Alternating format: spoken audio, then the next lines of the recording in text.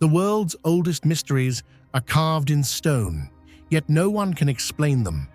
From pyramids that defy logic to maps of lands no one should have known, ancient ruins whisper of civilizations erased from memory. What if history is not what we were taught, but something far more mysterious? Across the vast timeline of Japan's ancient past, few relics ignite as much wonder and controversy as the Jomon Doge figurines.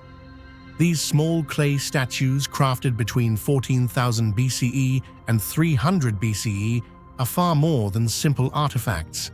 With their strange, almost otherworldly shapes, bulging eyes, peculiar proportions, and intricate patterns, they seem to stare back at us from the depths of prehistory. Thousands have been unearthed, scattered across the islands, yet most are broken, deliberately shattered, as if part of a forgotten ritual. Were they fertility charms, healing effigies, spiritual messengers, or echoes of beings not of this earth? Their true purpose remains a riddle, leaving Doge suspended between archaeology and myth science and mystery. What do you think these mysterious Jomon Doge figurines really were? Were they sacred fertility charms, healing tools, spiritual messengers, or perhaps something far stranger? Share your thoughts in the comments below. I'd love to hear your perspective. Archaeologists have unearthed thousands of Doge figurines across Japan, from Hokkaido in the north to Kyushu in the south, showing that they once played an important role in the spiritual life of the Jomon people. What is striking is that most dogu are not intact. Many are missing arms or legs, and some even bear signs of being deliberately smashed before burial. This discovery raises a major question for researchers. If Doge were merely toys or decorative objects, why would such ritualized actions have been necessary? It is precisely this peculiarity that has sparked numerous theories about their ceremonial function and symbolic meaning. In terms of appearance, Doge are highly unusual. They do not resemble ordinary human beings. Many figurines have large heads, bulging round eyes, like protective goggles, short and stout bodies, with arms and legs simplified into rounded forms. Some Doge appear to be wearing strange suits covered in intricate patterns. This peculiarity has sparked numerous theories, from conventional archaeology to alternative ideas involving extraterrestrials. The most fascinating and hotly debated aspect of the Doge figurines lies in the true purpose for which they were created. More than a century of research has passed since the first discoveries, yet scholars have still not reached a unified conclusion.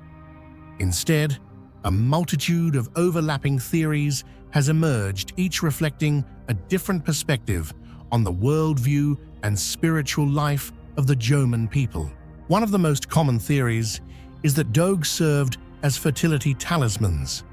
Many figurines bear features reminiscent of the female body, rounded bellies, large breasts, wide hips, all closely associated with the symbolism of reproduction and nurturing. In the context of Jomon society, which relied largely on hunting and gathering while slowly shifting toward early agriculture, the ability to sustain the population and secure abundant harvests was of vital importance. Thus, many researchers suggest that Doge were used in fertility rituals, acting as sacred offerings to a divine mother goddess. However, some scholars point to the fact that most Doge have been found in a fragmented state. They propose that Doge were used as healing effigies. When someone in the community fell ill, the shaman or even the afflicted person themselves could symbolically transfer the illness into the figurine. The figurine would then be deliberately smashed to destroy the disease. This ritual act of breaking the Doge carried deep symbolic meaning. Evil was annihilated and the human was purified. This explanation is considered convincing because it helps clarify why intact Doge are so rare compared to the vast number unearthed. Another interpretation suggests that Dog were spiritual connectors. Their strange, oversized, almost non-human eyes could symbolize the ability to see across the boundary between the visible and the invisible worlds. The dense, intricate patterns etched into their surfaces may represent mysterious bonds linking humans to divine beings. In a society where religion was inseparably bound to daily life, these figurines may have functioned as tools through which shamans or communities communicated with ancestors and gods, seeking protection and blessings. Still others have placed Dogs within the context of funerary rites. According to this theory, the burial of broken dog fragments alongside the dead was not only an offering of respect, but also a ritual intended to guide souls to the afterlife. The deliberate shattering of a dog could symbolize the end of a life cycle while opening the possibility of rebirth. This suggests that the Jomon people may have believed in a cyclical view of existence, life, death, and renewal, with Dog serving as tangible evidence of that faith. Finally, there exists a controversial yet widely popular theory, that of the ancient astronauts. According to this idea, Dog were neither gods nor charms, but rather memories preserved by the Jomon of encounters with extraterrestrial beings. The oversized round eyes, suit-like bodies, and mask or goggle-like details evoke the appearance of modern astronauts. Though lacking firm archaeological evidence, this theory has flourished in popular culture, transforming Dog into symbols intertwined with Japan's alien lore.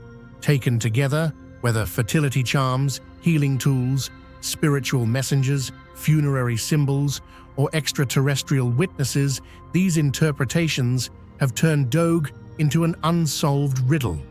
They reflect not only the academic struggle to reconstruct the Jomon worldview, but also the enduring power of human imagination when faced with the unexplainable.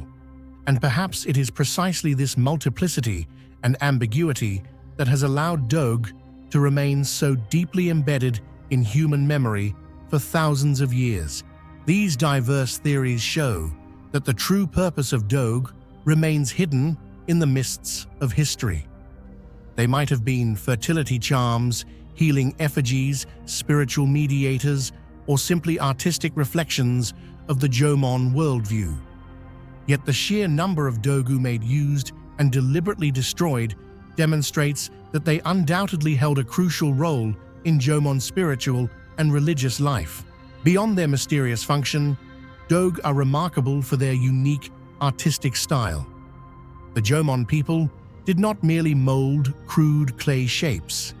They created imaginative forms with intricate patterns, balanced proportions, and refined craftsmanship. Some Dogu show striking symmetry and abstract design, suggesting deep aesthetic and conceptual sophistication, even in a pre-literate, pre-agrarian society. Today, Dogu have become cultural symbols of ancient Japan. Several exemplary Dogu have been designated as national treasures and are displayed in major museums. They captivate not only scholars, but also inspire artists, writers, and filmmakers. In Japanese popular culture, Dogu frequently appear in manga, anime, and speculative works, bridging prehistoric imagination with modern creativity. What ensures Dogu's lasting place in human memory is not just their strange appearance, but their unsolved enigma. Thousands of years have passed since the last Jomon artisan crafted a Dogu, yet their meaning remains hidden. And it is precisely this mystery that makes them so compelling, like a riddle with no final answer, reminding us that human history still contains countless mysteries waiting to be understood. In the vast treasury of Mesoamerican mythology and history, few symbols carry as much depth and layered meaning as Chicamostoc, the place of the seven caves. For centuries, the stories of Chicamostoc have been tied to the journey of the Aztecs and the Nahua peoples as a mythical point of beginning for the rise of great civilizations in the Valley of Mexico. It is not only a tale of origins, but also a mirror reflecting cosmic beliefs, collective identity, and unsolved mysteries about a lost homeland called Aztlan. What do you think about this mystery? Could Chikamostok and Aztlan really be the same place, a lost homeland of the Aztecs, or are they just mythical symbols of sacred origins? Share your thoughts in the comments below.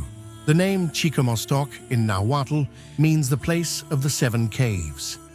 In the traditions of many tribes, it was the birthplace of humanity, the place where their ancestors emerged from the earth to begin their journey into the outside world. Caves in Mesoamerican culture held powerful symbolism. They were seen as the womb of Mother Earth, the portal linking 3 realms: the human world, the divine realm, and the underworld. Thus, Chikamostok was not just a physical location, but a symbol of rebirth and of the sacred bond between humans and the cosmos. According to legend, from these 7 caves came 7 Nahua tribes: the Xochimilca, Tlahuica, Acolua, Tlaxcalteca, Tepaneca, Chalca, and finally the Mexica, who later became the Aztecs. Each cave represented one group, one lineage with its own language, customs, and mythology. Yet all shared the same origin, Chikamostok, making it a symbol of unity, as well as the root of division. In ancient manuscripts, especially the Codex Boturini and the Historia Tolteca Chichimeca, Chikamostok is depicted as a large hill with 7 cave entrances, each showing figures emerging from within. Artists recording this myth often detailed the faces and clothing of each tribe, highlighting the richness of symbolism. The image functioned both as a record of history and as a spiritual map of the Nahua worldview. For modern scholars, Chikamostok is not merely a religious myth, but a key to migration history, cultural blending, and inter-community relations. It opens a window into a complex worldview where the line between real and mythical concrete geography and sacred space blurs. One of the biggest questions surrounding Chikamostok is the issue of its actual existence. Was it merely a mythical symbol, a creation story used by the Aztecs and the Nahua peoples to explain their origins, or was there truly a real place tied to collective memory? Many scholars argue that Chikamostok was not just a legend, but could reflect a genuine historical past. Several locations have been suggested, such as cave systems in Zacatecas, the archaeological site of La Quemada, or regions in northern Mexico, once inhabited by ancient communities. Most intriguing of all is a widely discussed theory proposing that Chikamostok was in fact Aztlan, the legendary homeland the Aztecs believed they left behind on their destined journey to establish Tenochtitlan. If this theory is correct, then Chikamostok is not only a symbol of origin, but also a vital piece of the greater mystery. Where was Aztlan, and why did it disappear from the map of history? The greatest mystery tied to Chikamostok is its connection with Aztlan, the legendary homeland constantly mentioned in Aztec migration traditions. According to ancient records, Aztlan was seen as a distant land in the north, where the ancestors of the Mexica once lived before the god Huitzilopochtli led them to abandon their homeland, endure a long and arduous journey across many regions, and finally reach the Valley of Mexico to establish Tenochtitlan in 1325. Yet the true location of Aztlan remains unanswered to this day. Some scholars argue that Aztlan was merely a religious metaphor, a land of happiness symbolizing sacred origins. Others insist that Aztlan may have been a real place, possibly in northern Mexico or even farther away in what is now the American Southwest. If this theory is correct, it would mean that the Aztec migration was an immense trek, stretching hundreds or even thousands of kilometers, powerful enough to reshape the cultural and social fabric of the entire region. What confounds researchers most is the extreme scarcity of archaeological evidence. No ruins maps or concrete documents clearly indicate where Aslan was turning it into an Atlantis of the Americas, a homeland vanished into the mists of time. Particularly intriguing is that in many ancient codices, Aslan is depicted as an island surrounded by water, with a hill and caves imagery that directly recalls Chikamostok.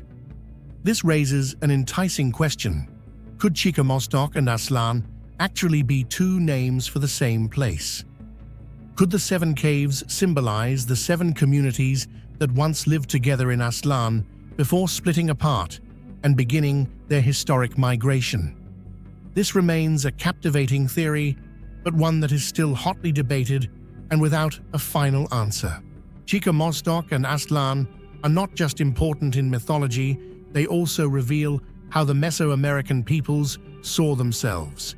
They represent collective memory, community identity, and the belief that their existence was rooted in something sacred, guided by divine will. In historical context, as the Aztecs rose to imperial power, the myths of Chikamostok and Aslan were used to legitimize authority and power. They were descendants of those who emerged from the 7 caves chosen by the gods to rule the land. Myth became political tool fueling national pride while sanctifying royal power. Today, Chikamostok remains one of Mesoamerica's most enigmatic symbols. No convincing archaeological evidence has confirmed it as a real location. Ancient manuscripts, oral stories, paintings, and carvings only provide scattered fragments. Yet perhaps its very ambiguity is what makes Chikamostok so compelling. It is not only a story of the past, but also a mirror for the present, reminding us that history is not written only in stone and bone, but also etched into memory and imagination. The 7 caves of Chikamostok is at once myth, history, and symbol. It evokes the sacred origins, the hardships of migration, and the enduring mystery of the lost homeland, Aslan. While archaeology has yet to confirm its reality, in the minds of many, Aslan and Chikamostok endure as the missing piece of Mesoamerican history. And it is precisely this missing piece that has turned Chikamostok into one of the greatest, most alluring mysteries of the ancient world. In the heart of Eastern Europe, where the Zbruch River winds its way through the fields and steppes of Ukraine, a discovery in the 19th century unveiled one of the greatest enigmas of ancient Slavic religion, the Zbruch idol. Found in 1848 at the bottom of the river, this stone statue, nearly 3 meters tall, is far more than an ordinary monolithic carving. It is a complex message filled with metaphor, seemingly carrying the worldview, religion, and secret rituals of a culture long veiled by the mists of history.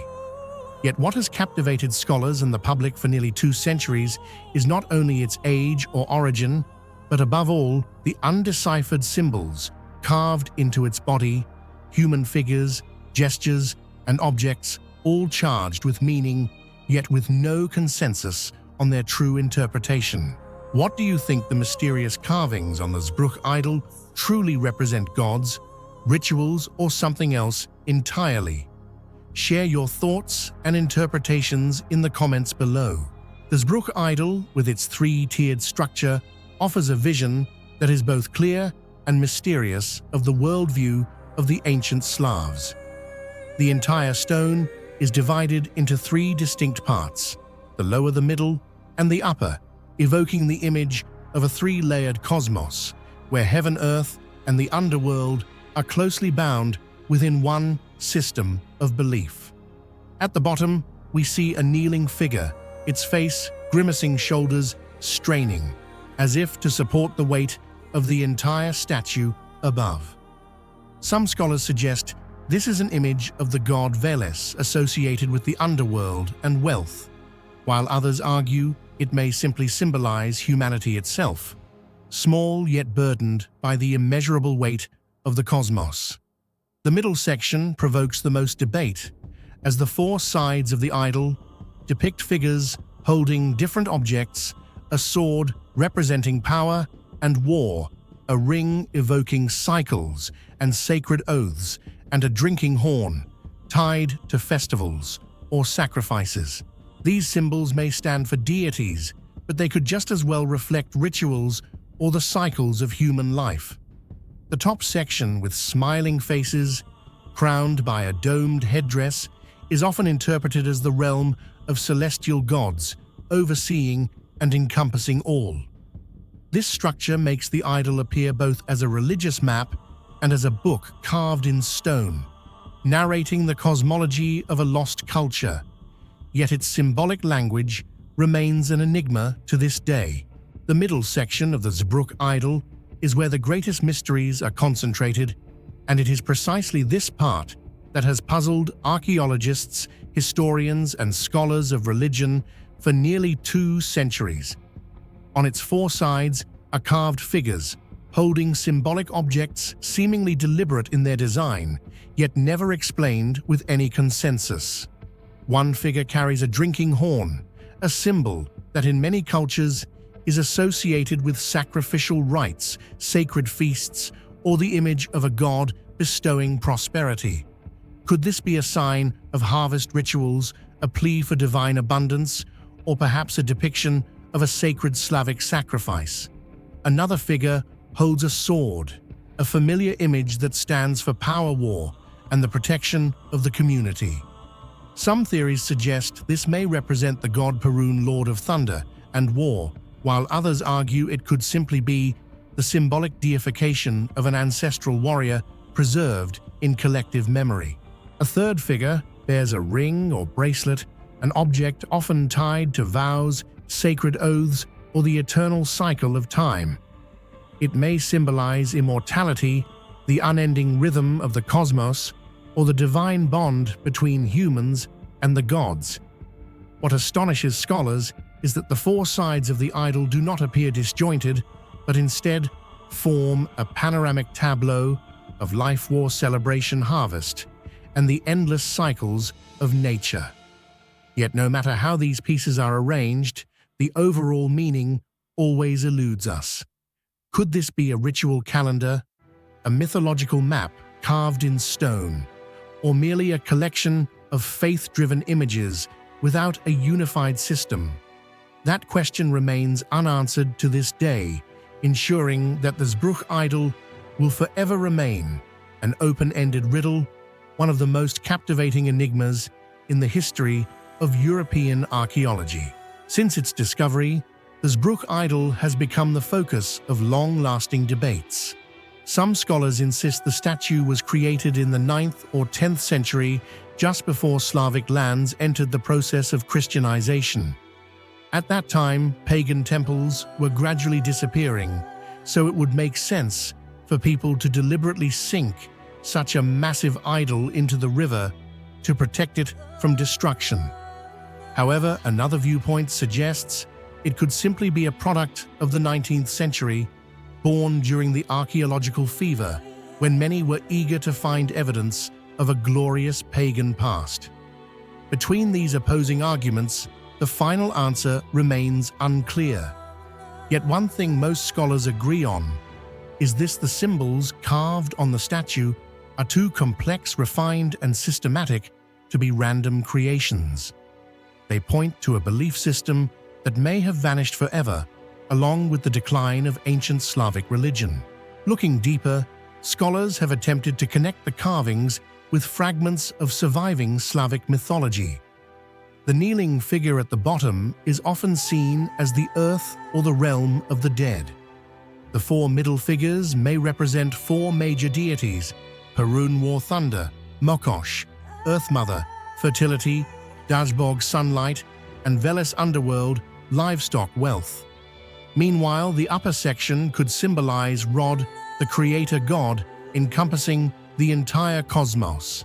If this interpretation holds, the Zbruk idol is nothing less than a cosmology in stone, depicting the entire pantheon of Slavic myth. But if it does not, then the idol remains a mirror reflecting a faith we can never fully comprehend. Today, the Zbruch idol is displayed at the Archaeological Museum of Krakow, Poland. Thousands of visitors and scholars come to see it, each offering their own interpretation. To scientists, it is a priceless relic of pre-Christian Slavic religion. To enthusiasts of the mysterious, it proves that ancient civilizations may have possessed belief systems far deeper than we imagine. But the idol's greatest allure lies not in what it explains, but in the fact that it remains unexplained. The smiling faces, the hands holding horns, swords and rings all seem to whisper timeless messages, leaving us with a riddle that resists resolution. The Zbruch idol is both an archaeological artifact and a spiritual enigma. It may be one of the few surviving testaments to ancient Slavic religion, or it may be a later invention. Yet regardless of its true origin, its power lies in the undeciphered symbols carved into its stone, at once vivid and obscure, ensuring that every attempt at interpretation leads only to further debate. It is precisely this uncertainty that makes the Zbruch idol one of the most captivating mysteries in European archaeology. Among the ancient sites that remain most controversial in the Mediterranean, few are as haunting as the Tophet of Carthage in Tunisia. This is not merely an archaeological site, but the focal point of one of the greatest enigmas of ancient religion. Was it a special cemetery for children, or a testament to cruel rituals of child sacrifice practiced by the Carthaginians to appease their gods? Thousands of years have passed, yet this question continues to stir debate among archaeologists, historians, and the modern public alike. Do you believe the Tophet of Carthage was truly a site of child sacrifice, or just a misunderstood cemetery for infants? Share your thoughts and interpretations in the comments below. I'd love to hear your perspective. The Tophet was located outside the ancient city of Carthage, the powerful capital of the Phoenician Empire in North Africa. Here, archaeologists discovered a strange complex, tens of thousands of ceramic urns buried in layers of earth containing ashes and bone fragments, most belonging to infants and young children, sometimes even fetuses. In addition, remains of animals, possibly sheep or goats, were also found as if they had been offered as substitutes for humans. The density and immense scale of these urn burials stretched across centuries, from around the 8th century BCE until the destruction of Carthage by Rome in the 2nd century BCE. This made the Tophet a unique religious and social site deeply connected to Carthaginian spiritual life for hundreds of years. One of the hypotheses supported by many scholars about the Tophet is that it was not a site of sacrifice, but simply a special cemetery for infants who died prematurely. In the ancient world, infant mortality rates were extremely high, and the Carthaginians may have chosen to bury these children collectively in a sacred place to link such losses with solemn religious rituals. By cremating the remains, placing the ashes in ceramic urns, and burying them alongside stelae engraved with the symbols of Tanit and Baal-Hamon, they believed that these young souls would be protected by the supreme deities in the afterlife. This practice not only expressed deep devotion, but also provided spiritual comfort to the community in the face of grief and loss.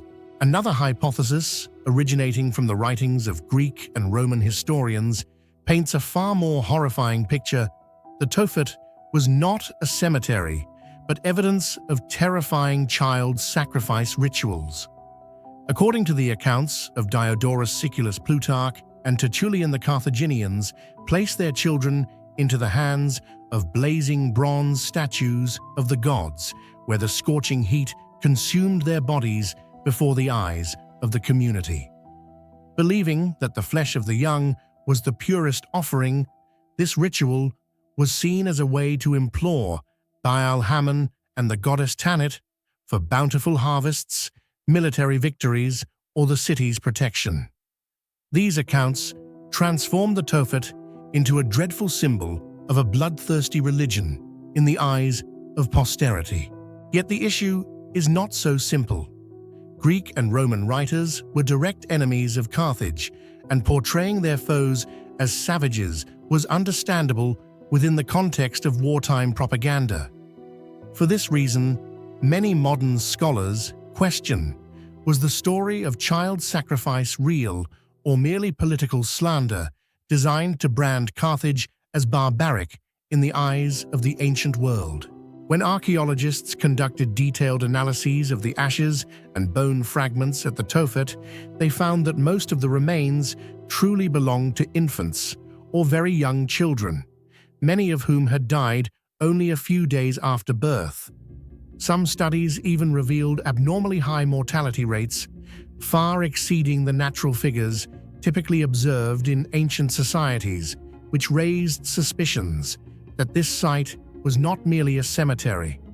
However, determining the cause of death is nearly impossible, since the bodies were completely cremated, leaving behind only bone fragments and ashes that are difficult to interpret. Thus, the central question still lingers: did these children die from illness or premature birth, and were then buried through religious rites, or were they chosen as sacrificial victims during desperate moments when the Carthaginian community pleaded for divine protection? This mystery has yet to find a definitive answer. Among the most controversial pieces of evidence at the Tophet, the stone stelae engraved with Carthaginian religious symbols are considered crucial yet deeply ambiguous clues. Many of them bear the image of the goddess Tanit, typically represented as a triangle, with two raised arms topped by a crescent or sun disk, evoking associations with fertility and divine protection. Some stelae even record the names of aristocratic families, almost as public declarations that they had made a valuable dedication. For those who believe in the sacrifice hypothesis, this serves as proof that Carthage's elite actively participated in offering their children to demonstrate loyalty to the gods and their community. However, for skeptical scholars, these inscriptions are purely symbolic, meant to commemorate the passing of a life rather than undeniable evidence of child sacrifice. The debate deepens when compared with other cultures.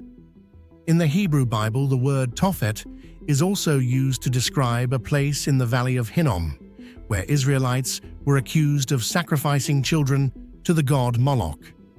This leads many scholars to argue that the concept of Tophet was inherently linked with sacrifice, and Carthage was simply another version of this ancient tradition. Others counter that such similarities only reflect cultural contact, not definitive proof that such gruesome rituals truly occurred in Carthage. What is particularly haunting is the massive scale of the Tophet. If it were merely a cemetery for infants, the tens of thousands of urns over the centuries would still be an extraordinary phenomenon. The mortality rate implied is disturbingly high, especially given that the layers of burial show continuous and organized practice, like a systematic ritual. But if it truly was sacrifice, then we may be facing one of the largest pieces of evidence for child sacrifice in human history, a practice that most cultures deny or reject. Today, the Tophet lies silent in Carthage under the Mediterranean sun and wind. Rows of urns and stelae carved with Tanit symbols remain as incomplete fragments of a puzzle. Modern archaeologists have tried to employ advanced methods, isotope analysis, ancient DNA demographic studies, but the question of sacrifice or slander still has no final answer. Perhaps the truth lies somewhere between the two theories. It is possible that Carthaginians practiced child sacrifice during times of crisis, but that most of the remains in the Tophet were infants who died naturally and were buried ritually. It is also possible that the entire narrative was a product of psychological warfare, in which Rome and Greece crafted the image of Carthage as a savage civilization to justify its destruction. And it is equally possible that we will never know the truth, since the flames of war consumed Carthage and buried its secrets forever. Yet this very ambiguity makes the Tophet an eternal symbol of historical mystery. It forces us to question the line between fact and propaganda, between archaeology and myth, between science and faith. And until irrefutable evidence is found, the Tophet of Carthage will remain one of the most disturbing and enigmatic monuments of the ancient world, where silent urns continue to challenge humanity's understanding of the past. In the history of North American archaeology, few discoveries have been as scientifically shocking and at the same time tied to decades-long controversy as the case of the Spirit Cave mummy. Discovered in 1940 in a small rock shelter in the semi-desert region of Nevada, this mummy was at first regarded as just another ancient remain. Yet with the advance of science and analytical technology, it quickly became the focus of heated debates among researchers, native communities, and even legal authorities. The greatest mystery surrounding the Spirit Cave mummy was not only his astonishing age, but also the thorny question: who did he belong to? And what does his anthropology tell us about the first migrations into the Americas? Who do you think the Spirit Cave mummy truly belonged to? Was he evidence of an ancient migration wave or a direct ancestor of the native people in Nevada? Share your thoughts in the comments below. When Sydney and Georgia Wheeler uncovered the body in the secluded alcove of Spirit Cave, they could hardly imagine the significance of what they had stumbled upon. The mummy lay wrapped carefully in mats, woven from plant fibers and animal hide, suggesting that even in death he had been treated with respect. Remarkably, much of his body was still intact. Strands of hair clung to the scalp, teeth remained in place, and patches of skin had resisted the passage of time. The environment of the cave itself had served as a perfect natural preservative. The arid desert air, combined with consistently low temperatures and the absence of sunlight, created a microclimate that sealed the body in what scientists later described as a natural coffin. For decades, researchers assumed the remains were only about 1,500 to 2,000 years old, a reasonable estimate based on the region's known archaeological record. Yet, when radiocarbon dating techniques were applied in the 1990s, the results shattered expectations. The Spirit Cave mummy was not merely ancient, he was approximately 600 years old, pushing human presence in North America deep into the post-Ice Age period. This revelation forced scholars to reassess long-held assumptions about migration survival and the cultural practices of early inhabitants of the continent. The most heated debate surrounding the Spirit Cave mummy is not about his astonishing age, but rather the question, who was he really? When anthropologists analyzed the skull and facial features, they identified morphological traits strikingly different from those of modern Native Americans. His skull was long and narrow, with a high nasal bridge and details reminiscent of ancient populations once living in Eurasia. These unusual characteristics gave rise to the hypothesis that he might not have been a direct ancestor of present-day native communities, but instead evidence of a completely separate migration wave that arrived much earlier than traditional theories suggest. If true, the history of the Americas would need to be rewritten. Rather than a single migration across the Bering Land Bridge about 15,000 years ago, there may have been multiple successive waves, each carrying distinct genes, appearances, and cultural practices. Such debates extend beyond the realm of pure science, striking at the heart of identity and ancestral narratives of modern native peoples. This idea was strongly opposed by native communities, particularly the Fallon Paiute Shoshone tribe of Nevada. For them, the Spirit Cave mummy was not a research specimen, but an ancestor, a relative deserving respect. They demanded his return for traditional burial, and rejected any suggestion that their forebears were not true Native Americans. To them, such speculation was an attack on their cultural identity and ancestral heritage preserved for millennia.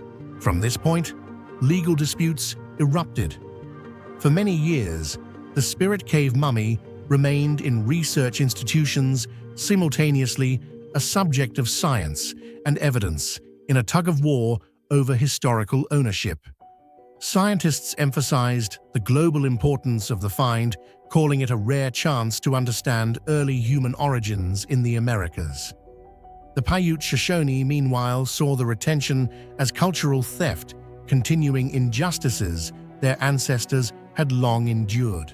The controversy peaked in the 1990s and 2000s, when the Native American Graves Protection and Repatriation Act, NAGPRA, was enacted. This law required that human remains and cultural artifacts tied to Native peoples be returned to their respective communities.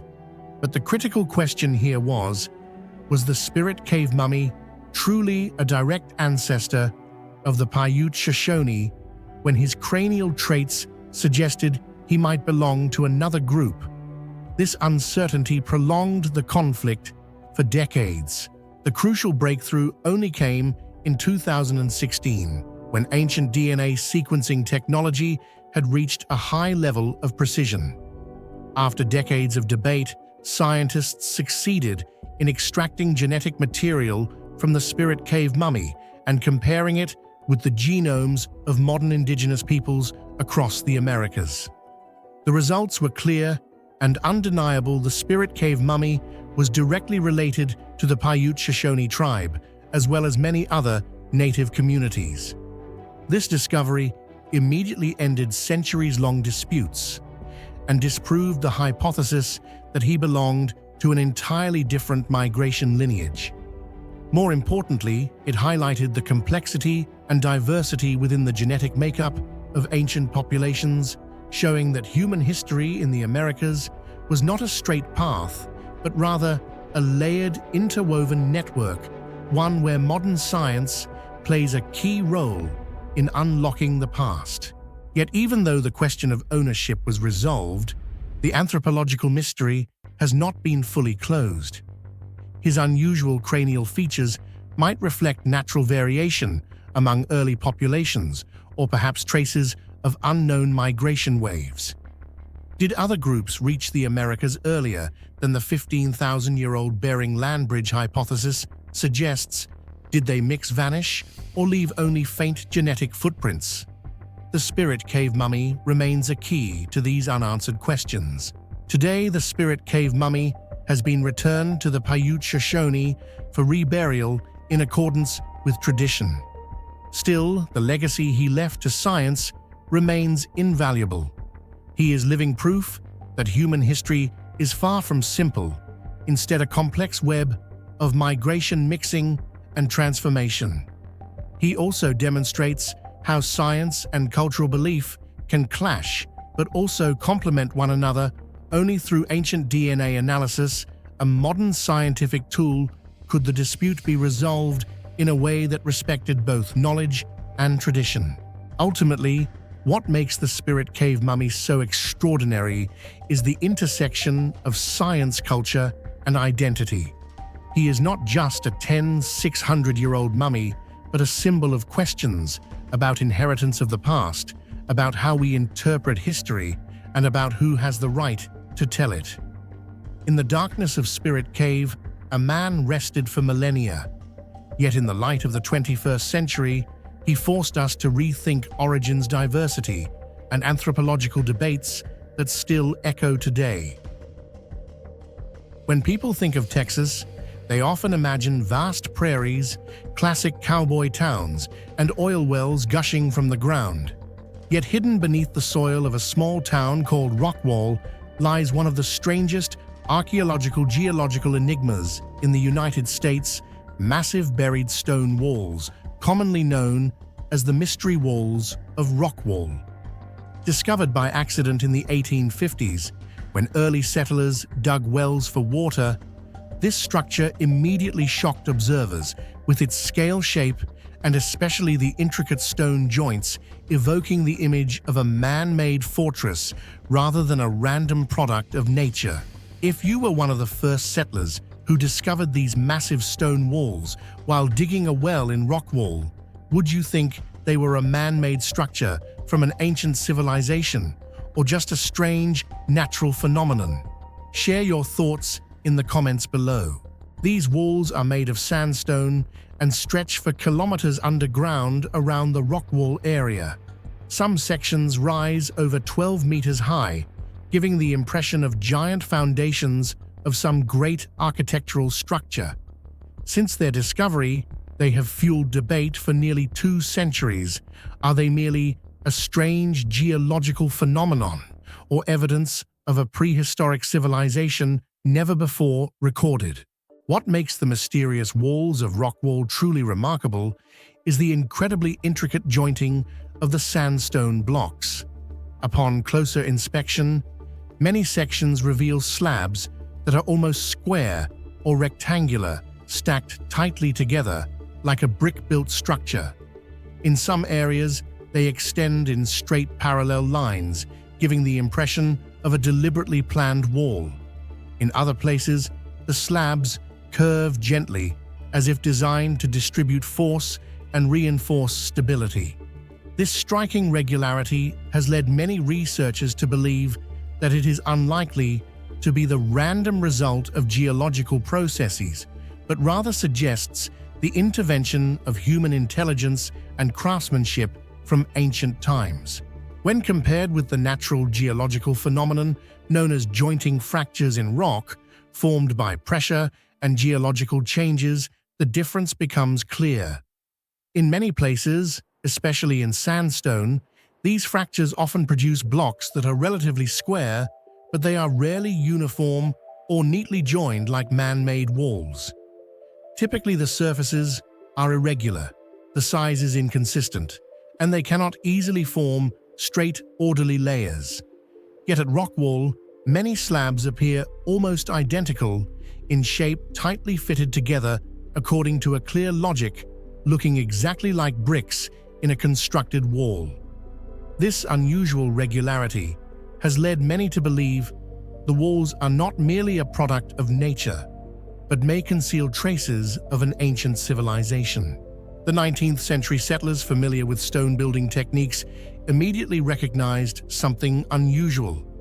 They recounted that when they found the wall while digging wells, they saw blocks arranged as if an ancient city already lay beneath the ground. Word spread quickly. Some believed these were the remains of a lost city. Others thought it was a defensive structure of a mysterious people who lived before the native tribes. During the 20th century, many researchers and amateur archaeologists came to Rockwall to see it firsthand. Some sections were excavated, revealing sandstone blocks that fit together in uncanny ways. Old photographs show long, thin slabs stacked like bricks, with some forming clear right angles. Some researchers argued these blocks looked cut-shaped and placed deliberately rather than formed by random fractures. The most intriguing hypothesis about the Rockwall is that it may be the remnant of a prehistoric civilization never before recorded. If these stone blocks were truly arranged by human hands, it would mean that an ancient community once existed with remarkable construction skills, capable of erecting colossal structures, then vanished without leaving behind any cultural traces other than the buried walls themselves. Some scholars and independent researchers even link Rockwall to legends of forgotten cities, or even Atlantis, viewing it as potential evidence for the existence of a pre-Columbian civilization far beyond our current understanding. The skeptics, particularly geologists, consistently present strong arguments to dismiss the man-made structure hypothesis. They argue that although the stone joints at Rockwall look very much like constructed fortress walls, natural processes can fully create this kind of artificial-looking formation. According to geological analysis, the sandstone layers in the Rockwall area were formed during the Cretaceous period, about 100 million years ago, shaped over time by water activity, sediment deposition, and repeated fracturing. This process could produce blocks with fairly uniform shapes stacked in a way that resembles brickwork. For them, the rock wall is not evidence of a lost civilization, but rather a textbook example of how nature can trick the human eye with structures that only appear to be crafted. The most controversial aspect of the rock wall lies in the inconsistency of its structure. Some sections appear entirely like a natural geological formation, with fractured sandstone blocks piled up in a chaotic and irregular way. Yet in other places, the slabs align neatly, their joints so tight that they evoke the sense of deliberate placement by human hands. This stark contrast has fueled debate for decades. If the formation is purely natural, why do certain parts resemble fortress walls? But if it is man-made, why was the structure buried tens of meters underground, with no cultural traces left behind? The core of rock wall's enigma is this ambiguity. On one side is the natural explanation, geology, though sometimes unconvincing when faced with overly neat joints. On the other side is the man-made idea suggesting prehistoric civilization, though lacking archaeological evidence. In the gap between these positions, imagination runs wild, from forgotten ancient cities to fortresses of giants or structures built by a people who vanished before recorded history. Today, because most of the walls lie under residential areas and deep underground, a full-scale excavation is nearly impossible. Only records, photographs, and a few exposed sections remain as evidence for debate. Yet this impossibility makes the mystery even more compelling. Without a final answer, every hypothesis finds room to persist. One could say the intricate joints are the heart of rock wall's mystery.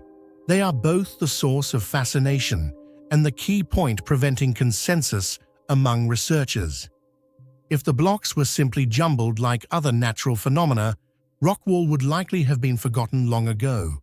But because they look so much like man-made masonry, for nearly 2 centuries, the buried walls have remained one of America's enduring unsolved riddles. Perhaps it is precisely this uncertainty that gives the mystery walls of rock wall their allure. It forces us to ask, do we really know everything about Earth's past? Could ancient civilizations have once existed, building and creating only to disappear without trace, except for odd remnants? Or is it all simply nature's trick, showing how humans assign meaning to familiar patterns?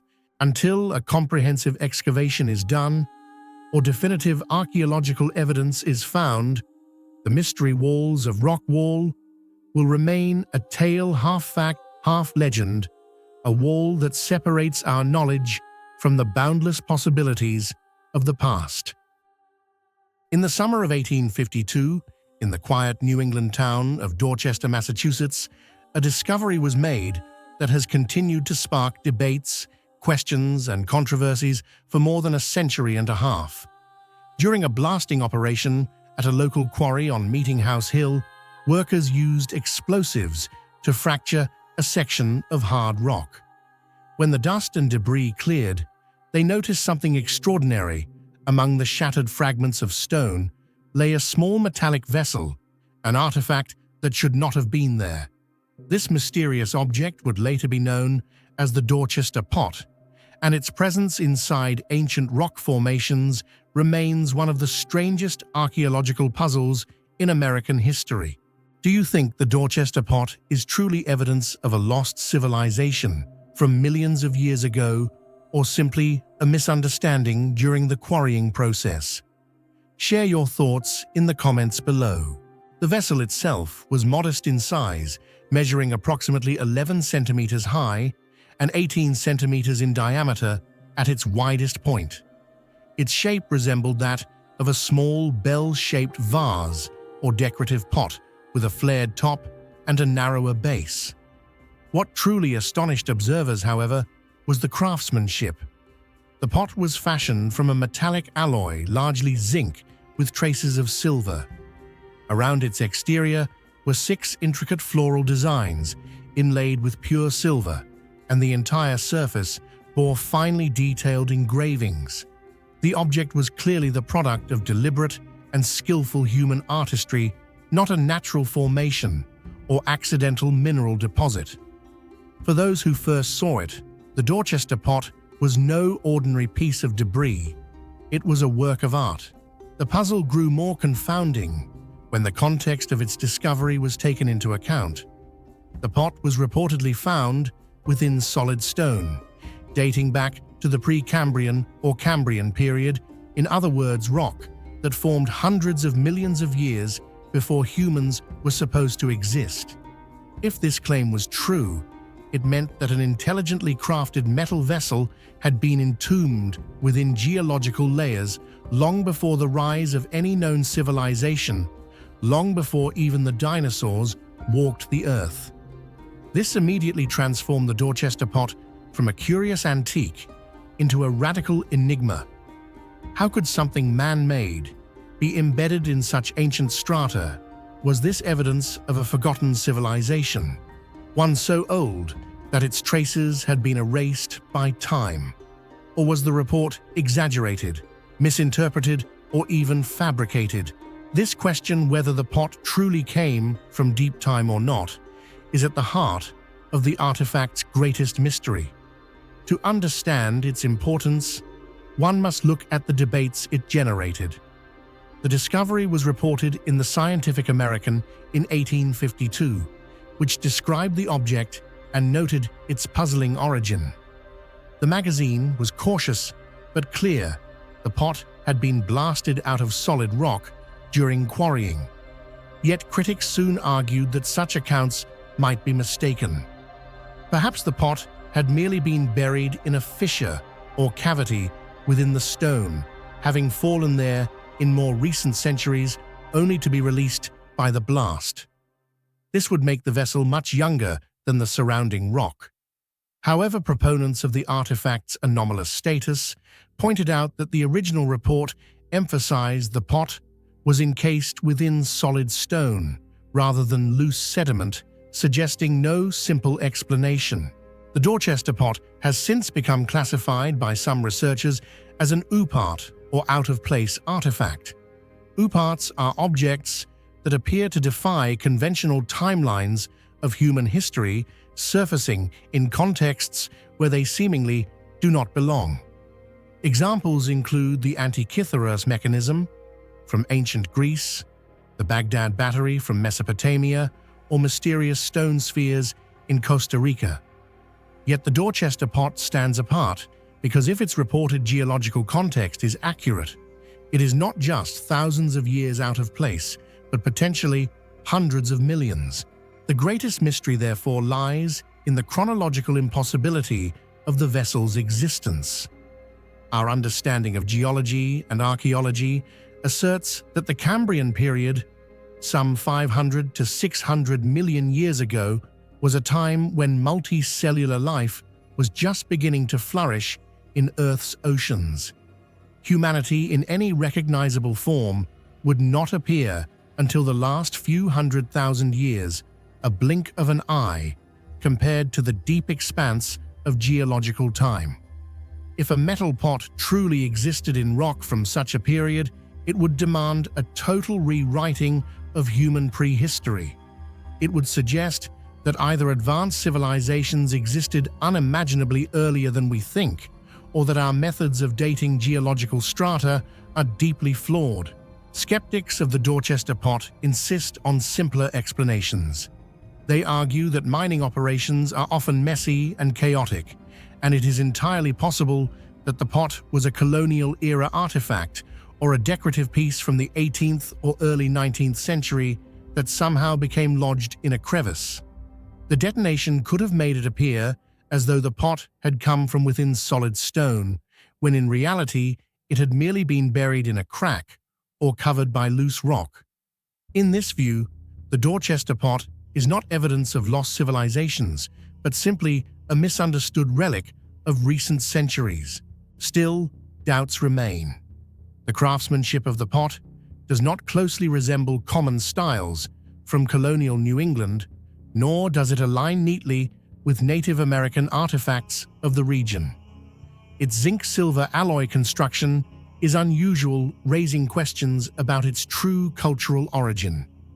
The floral designs are delicate and precise, as though made by skilled artisans with techniques not widely associated with early 19th century Massachusetts.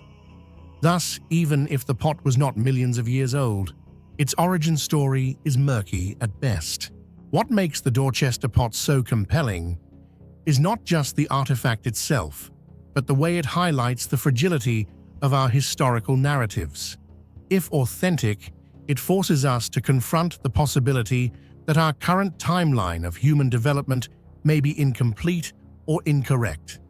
If mistaken, it still serves as a reminder of how easily extraordinary claims can take root in public imagination, fueled by the allure of the mysterious and the unexplained. In either case, it remains a symbol of curiosity, challenging us to question and investigate.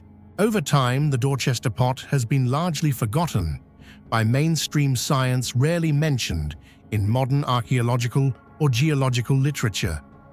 For some, this omission reflects the object's dubious provenance and the lack of verifiable evidence. For others, it suggests a deliberate neglect, a reluctance to confront anomalies that threaten established paradigms. Within fringe history and alternative archaeology circles, however, the pot is still cited as tantalizing evidence of civilizations lost to deep time, perhaps wiped out by cataclysmic events or existing in eras far beyond recorded history. The true story of the Dorchester pot may never be resolved. Without the original artifact readily available for testing, modern science cannot conclusively determine its age, composition, or provenance. What remains are newspaper accounts, magazine articles, and eyewitness testimonies from the mid-19th century documents that leave ample room for speculation, but little for certainty. And yet, it is precisely this uncertainty that makes the Dorchester pot enduringly fascinating. It represents a crack in the armor of certainty, a glimpse of how fragile our reconstructions of the past may be. In the end, the Dorchester pot is less about the metal vessel itself and more about the questions it raises. Could there have been advanced cultures in the unimaginably distant past? Could human history be just one chapter in a much longer saga of intelligence on Earth? Or is this simply a cautionary tale about the dangers of misinterpretation, a reminder that not every mystery demands an extraordinary explanation? In the vast desert of Saudi Arabia, at the ancient oasis of Tamar, once an important stop along the trade routes linking the Arabian Peninsula with Mesopotamia, stands a mysterious rock formation that has astonished scientists, travelers, and archaeology enthusiasts for decades. This is the Al-Nasla Split Rock, often simply called the Split Stone of Al-Nasla. At first glance, it impresses viewers with its perfect separation into two symmetrical halves, so precise it seems as though an artificial hand had intervened. But its greatest mystery is not the majestic shape or isolated location in the desert, but rather the perfectly vertical cut running through its body, smooth and almost flawless, which many have compared to being created by modern technology, a massive blade, or even a laser beam. What do you think about the Al-Nasla Split Rock? Do you believe this flawless cut is simply the result of natural geological forces, or could it be evidence of an advanced ancient technology we no longer understand? Share your thoughts and theories in the comments below. We'd love to hear your perspective. Al-Nasla is not simply a large sandstone block standing alone in the scorching desert of Saudi Arabia. Rising about 6 meters high, its most astonishing feature is that this massive rock is split into two almost perfectly symmetrical halves. From a distance, one might imagine a giant blade slicing straight through its center, leaving behind an unbelievably sharp division. Upon closer inspection, the wonder only deepens. The cut shows no jagged edges or irregularities, nor any signs of random weathering, but is instead perfectly straight and smooth, as if crafted by precise mechanical tools.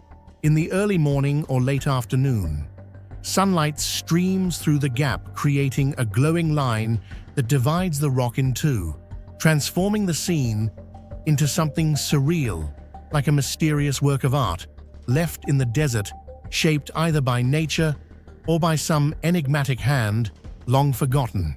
In the modern world, cuts that are perfectly flat and flawlessly smooth, like the one at Al-Nasla, can typically only be produced by specialized industrial machinery or high-powered laser technology.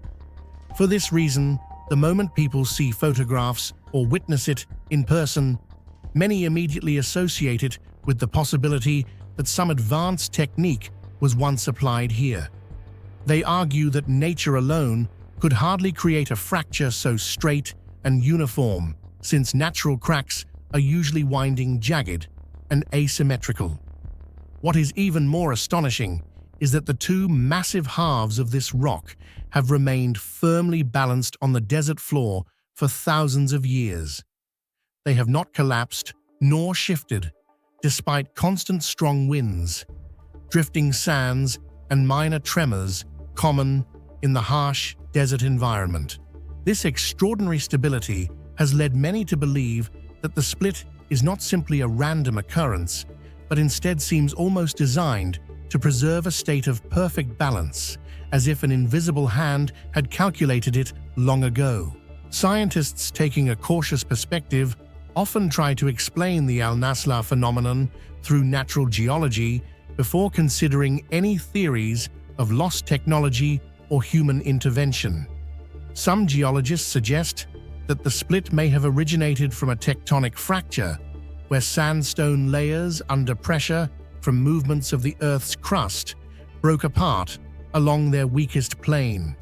In addition, weathering combined with the desert's extreme temperature fluctuations, where daytime and nighttime temperatures can differ by dozens of degrees, may have contributed to widening the crack and making it more distinct over thousands of years. Yet what puzzles researchers is this: if it were purely natural, why is the fracture so straight and so smooth, almost reaching a level of perfection that natural processes rarely produce? This lingering question makes the geological explanation plausible, but still not fully convincing to everyone. Some archaeologists approach Al-Nasla from a different perspective, suggesting that it may not be solely a product of nature, but could also bear the imprint of ancient human hands. On the rock's surface, researchers have discovered numerous prehistoric carvings depicting camels, horses, and even undeciphered symbols, hinting at possible ritual or ceremonial activities. These carvings demonstrate that the site once held significant importance in the spiritual life and trade of desert inhabitants. If Al-Nasla was indeed chosen as a sacred location or a landmark, could the flawless cut itself have been part of a ritual or a man-made construction? The question becomes even more challenging when considering the astonishing precision of the cut, something nearly impossible to achieve with the rudimentary stone tools available thousands of years ago. This stark contrast between the limited capabilities of ancient humans and the absolute perfection of the split has made this theory one of the most captivating mysteries of all. Another theory, though considered fringe, has sparked intense curiosity. Al-Nasla may be evidence of a lost ancient technology.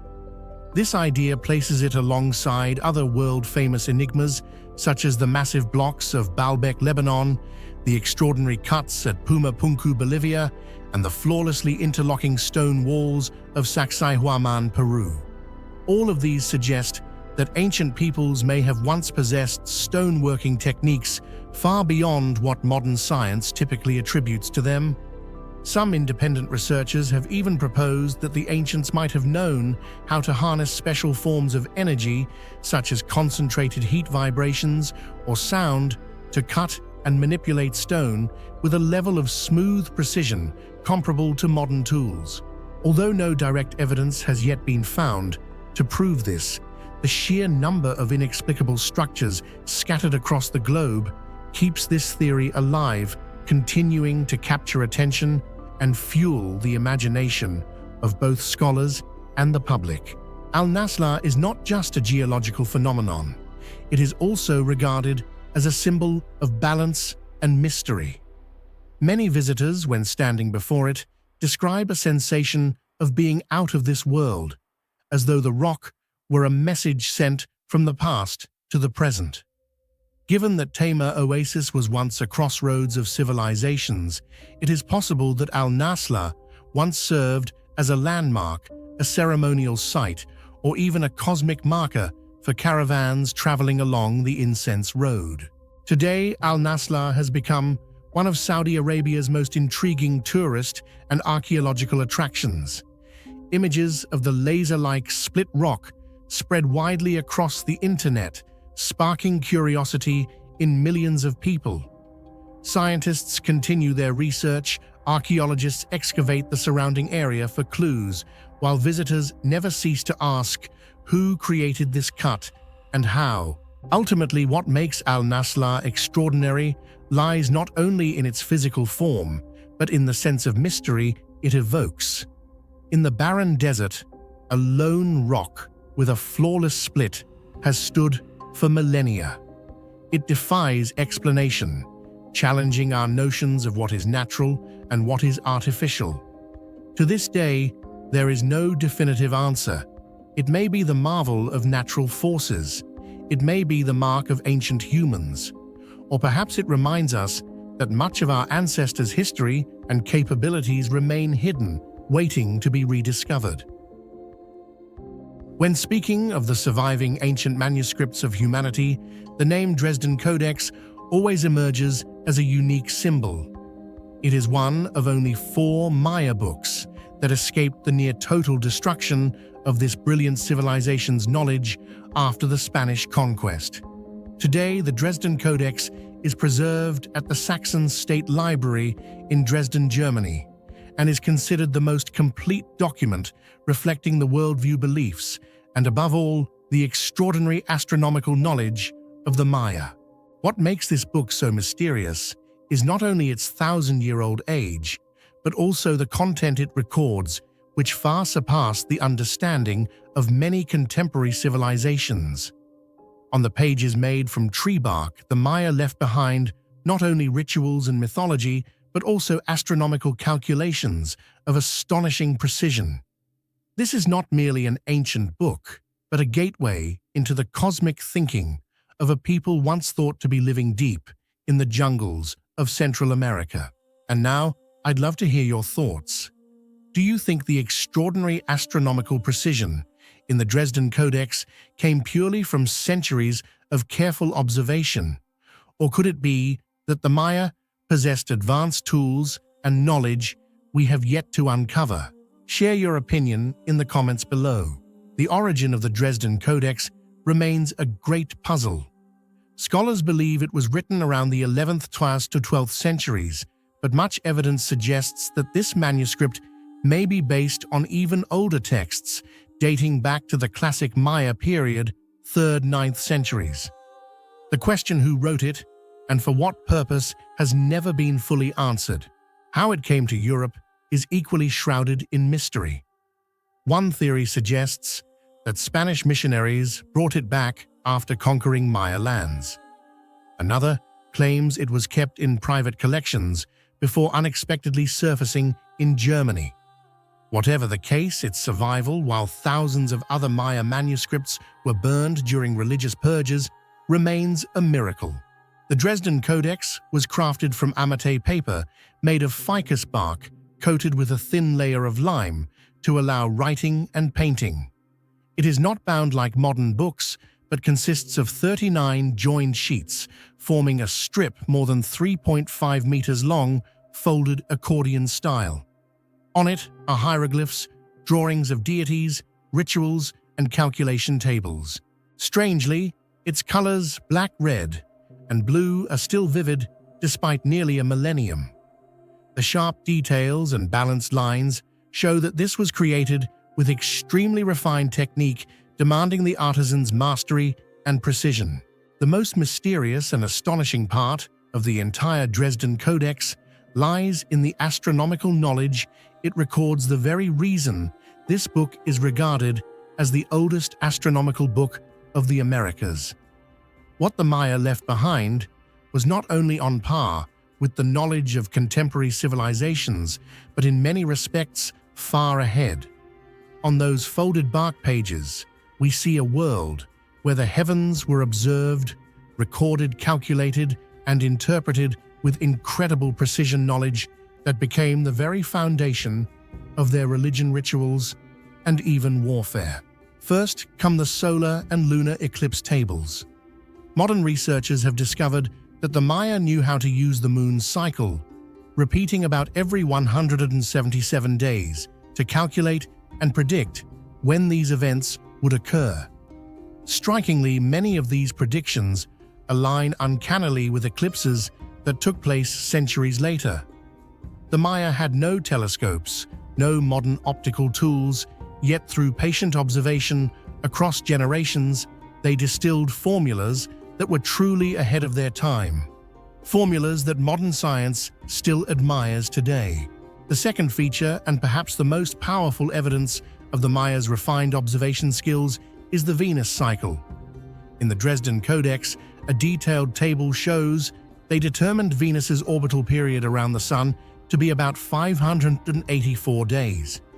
Modern science measures it at 583.94 days off by only about 0.02 days. Such near-perfect precision has led scholars to ask, how could a civilization without machines or mechanical clocks achieve calculations equal to those of modern observatories? For the Maya, however, Venus was more than just a planet. It was the embodiment of the god Kukulkan, Quetzalcoatl's symbol of blood, fire, and war. Thus, knowing exactly when Venus rose in the east or set in the west could determine the timing of war itself. Here, science and faith fused seamlessly, creating a body of knowledge that was both precise and deeply symbolic. The Dresden Codex also demonstrates the sophistication of the Maya calendar system. They combined the ritual 260-day calendar Tzolk'in with the solar 365-day calendar Harb to create larger, more precise cycles. In addition, the long count allowed them to track spans of thousands of years. In the manuscript, these interlocking cycles are presented with such rigor that modern astronomers admit this was not merely a way to mark time, but a system designed to connect human life with the rhythms of the cosmos. In fact, when compared with European medieval calendars, the Maya system is considered far more complex and accurate. When modern scientists compared the Codex's data with computer-based calculations, the results shocked the world. Many of its values differ by only a few minutes from today's scientific results. The Venus cycle, for instance, was calculated by the Maya at 583.92 days compared to the exact modern figure of 583.94 days, a margin so small it is practically negligible. This has sparked fierce debate. Did the Maya once possess astronomical instruments we have not yet discovered, or was all this simply the result of centuries of unbroken observation, passed down meticulously through generations of priests and scholars? It is precisely this astronomical knowledge that has made the Dresden Codex an eternal enigma. It is not only the legacy of a brilliant civilization that collapsed mysteriously, but also a reminder that human intellect, even without modern technology, can still reach horizons once thought impossible. Beyond astronomy, the Dresden Codex is a treasury of Maya religion. Its pages depict gods such as Chark Rain, God Ixchel, goddess of fertility and medicine, and many others.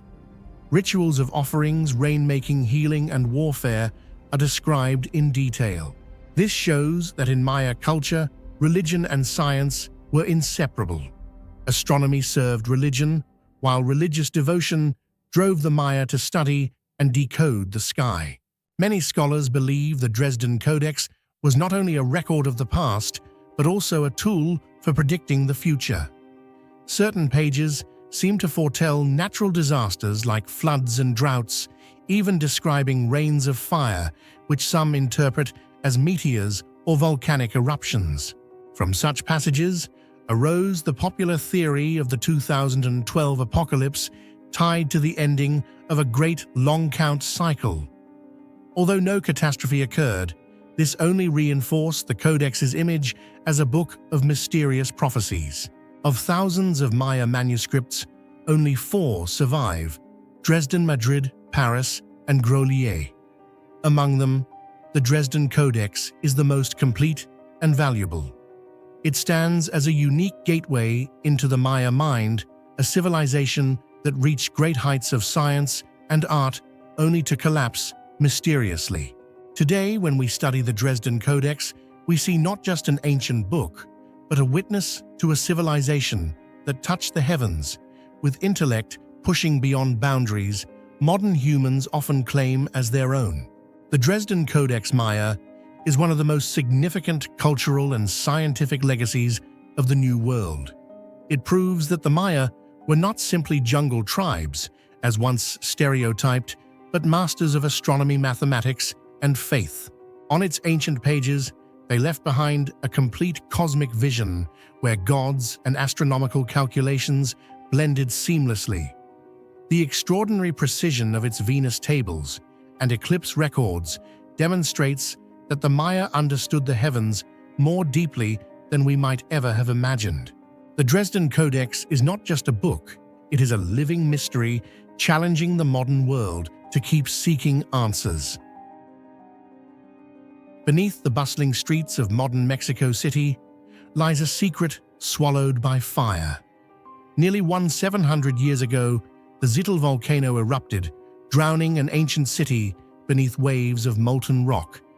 Hidden under this frozen sea of lava rests one of the strangest monuments in the Americas, the Cuicuilco Pyramid.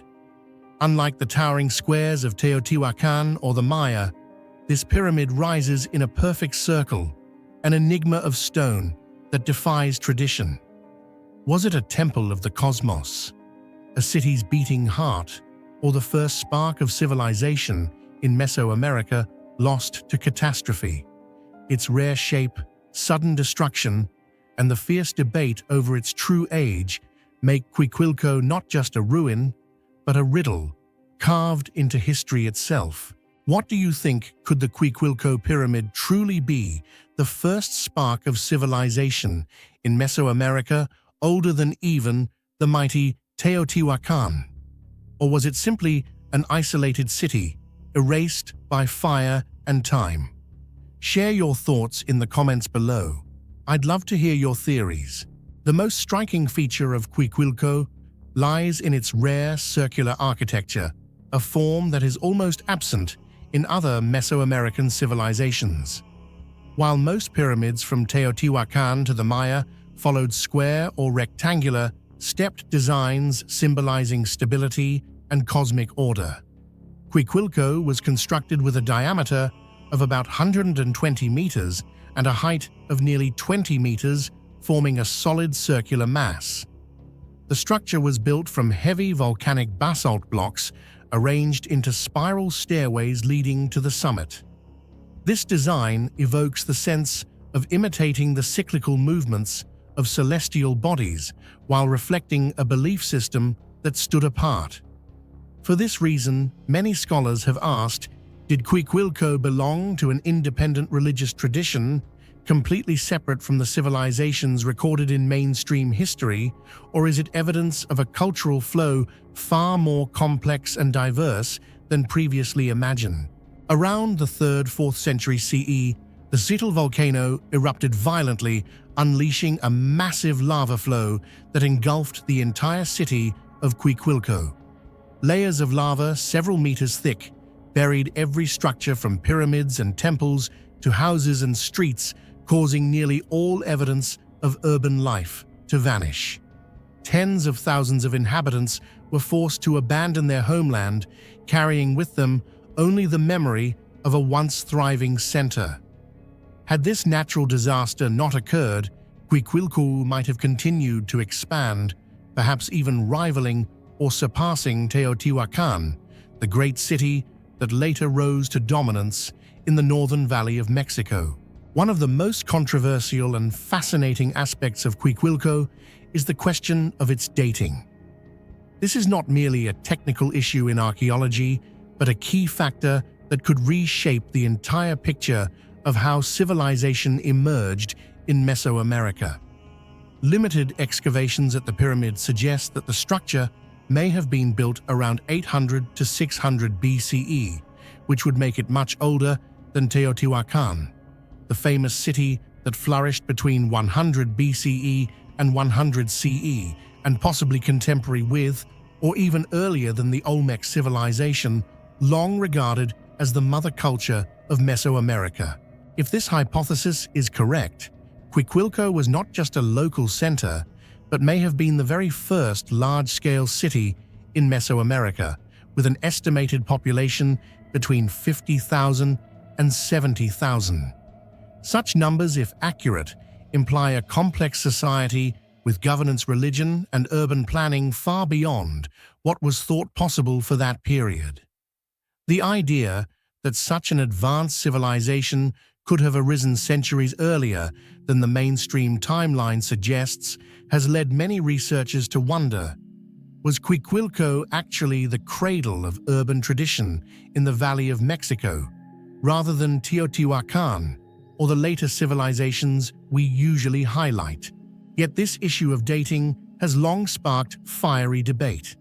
Conservative scholars argue that Quiquilco cannot be that old, reasoning that the construction of a massive stone monument requires advanced social and political organization, something they believe only developed later, closer to the era of Teotihuacan. On the other hand, progressive researchers maintain that the older dates are entirely valid, supported by stratigraphic studies and pottery analysis from the site. Some even boldly propose that Quiquilco may have begun forming before 1000 BCE, thereby resetting the entire timeline of civilization in Mexico. The problem is further complicated by archaeological limitations.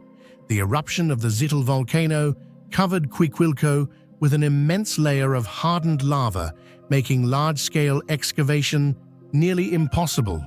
What archaeologists have recovered are only fragments of pottery stone tools and a few scattered artifacts, insufficient to reconstruct a complete picture.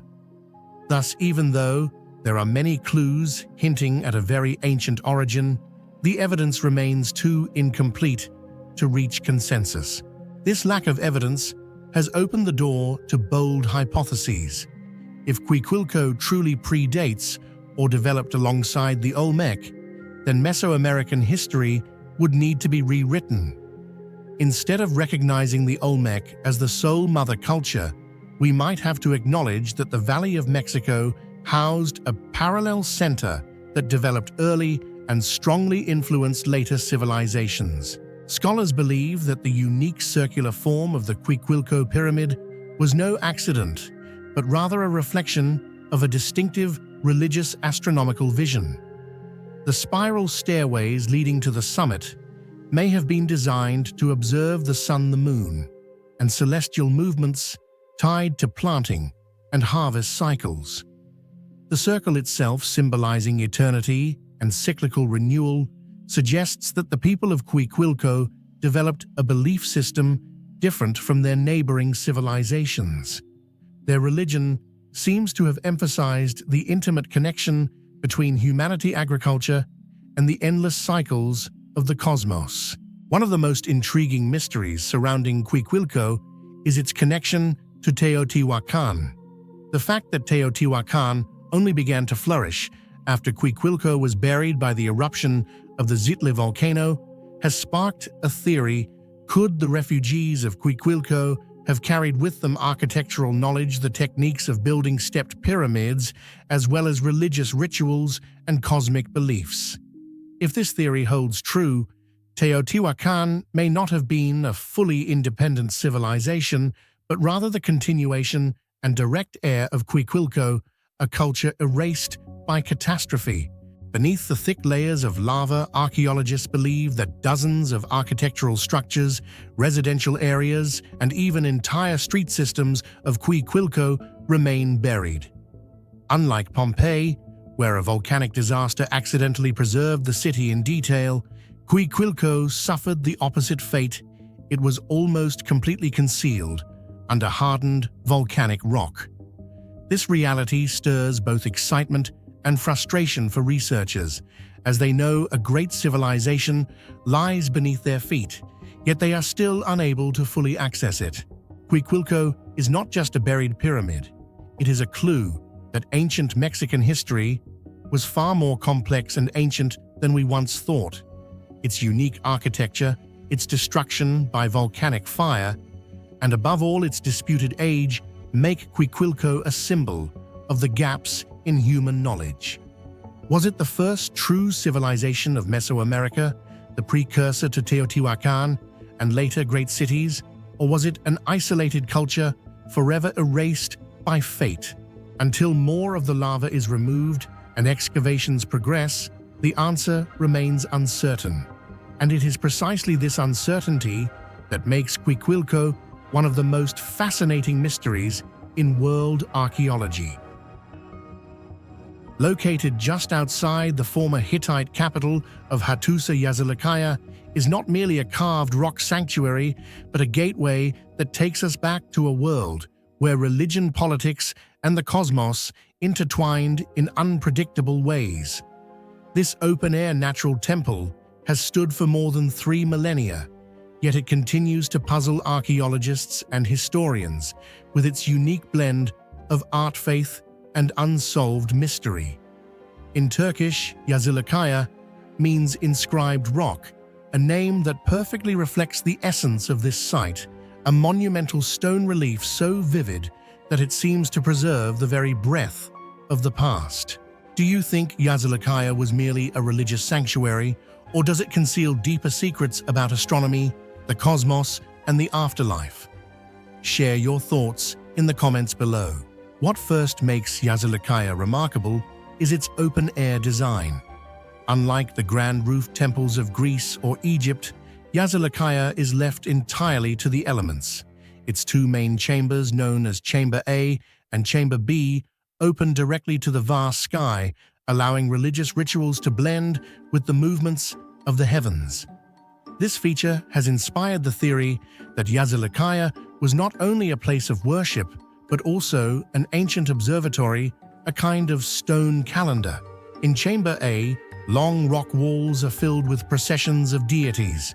Over 90 deep reliefs depict gods dressed in distinctive garments and armed with sacred objects, walking in orderly lines as if taking part in an eternal ritual. Most prominent are the storm god Tahuna and the sun goddess Hebat, the 2 supreme deities of the Hittites, carved with greater size and detail to emphasize their cosmic stature. Scholars have often suggested that the number and arrangement of these gods could correspond to cycles of time, such as the 12 months of the year or seasonal changes. If so, Chamber A may have functioned as both a religious sanctuary and a calendar space, where the Hittites performed rituals while also reading the patterns of the heavens. Yet it is Chamber B that turns Yazilikaya into an eternal enigma. Smaller, narrower, and more secluded than Chamber A, it is filled with imagery evoking the afterlife. On its rock walls appear deities of the underworld, solemn and shadowy figures representing the powers of death and rebirth. Among them is one especially striking, carving a Hittite king, most likely Suppiluliuma II, the last ruler of the empire, depicted standing alongside the gods as though he himself had been deified. This detail reveals a crucial belief. The king's death was not an end, but a transformation, a passage into divine status, making him a bridge between the human realm and eternity.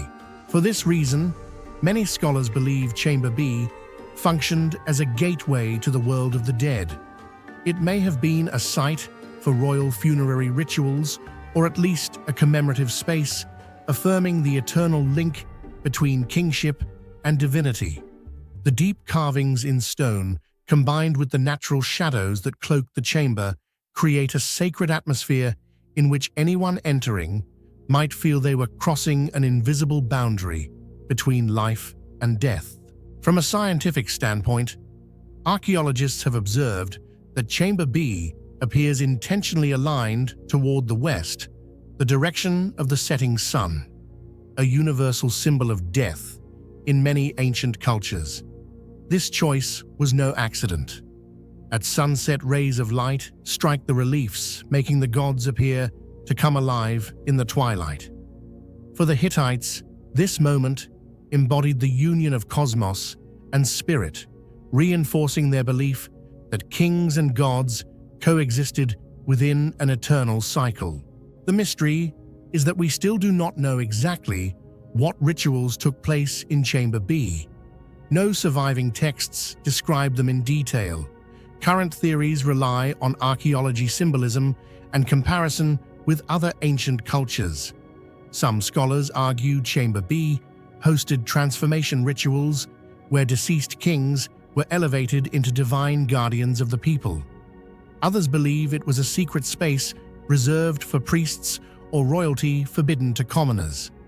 Still others propose a bolder idea that Yazilikaya was a cosmic map carved in stone, with Chamber A representing the world of the living and Chamber B symbolizing the world of the dead, a duality reflecting the Hittite philosophy of life and death.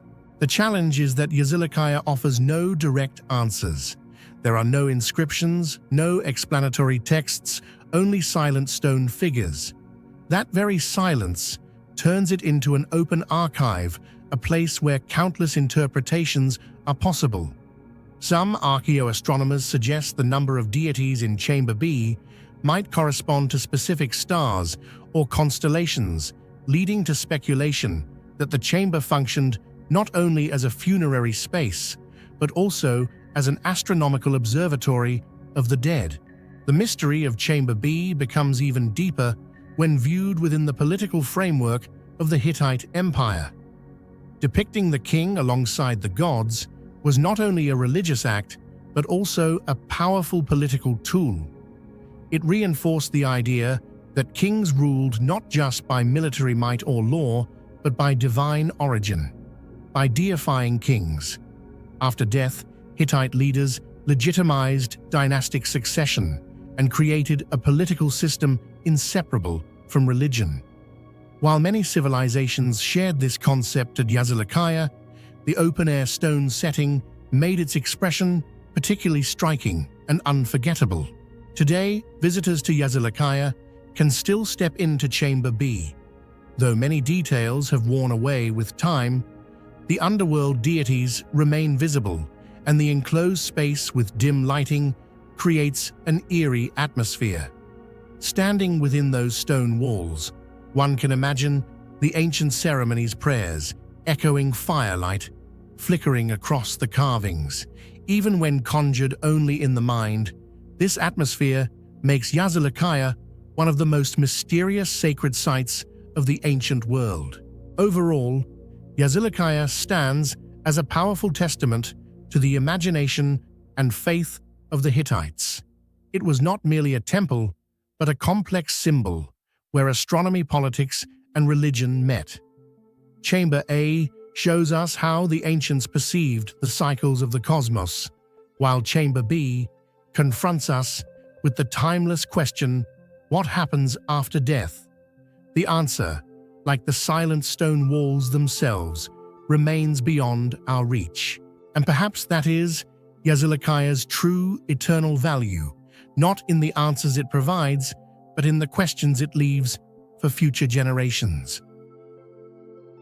Fuxian Lake, located in Yunnan Province, China, has long been known as one of the deepest and clearest lakes in the country, with a depth of nearly 160 meters and an area of more than 200 kilometers.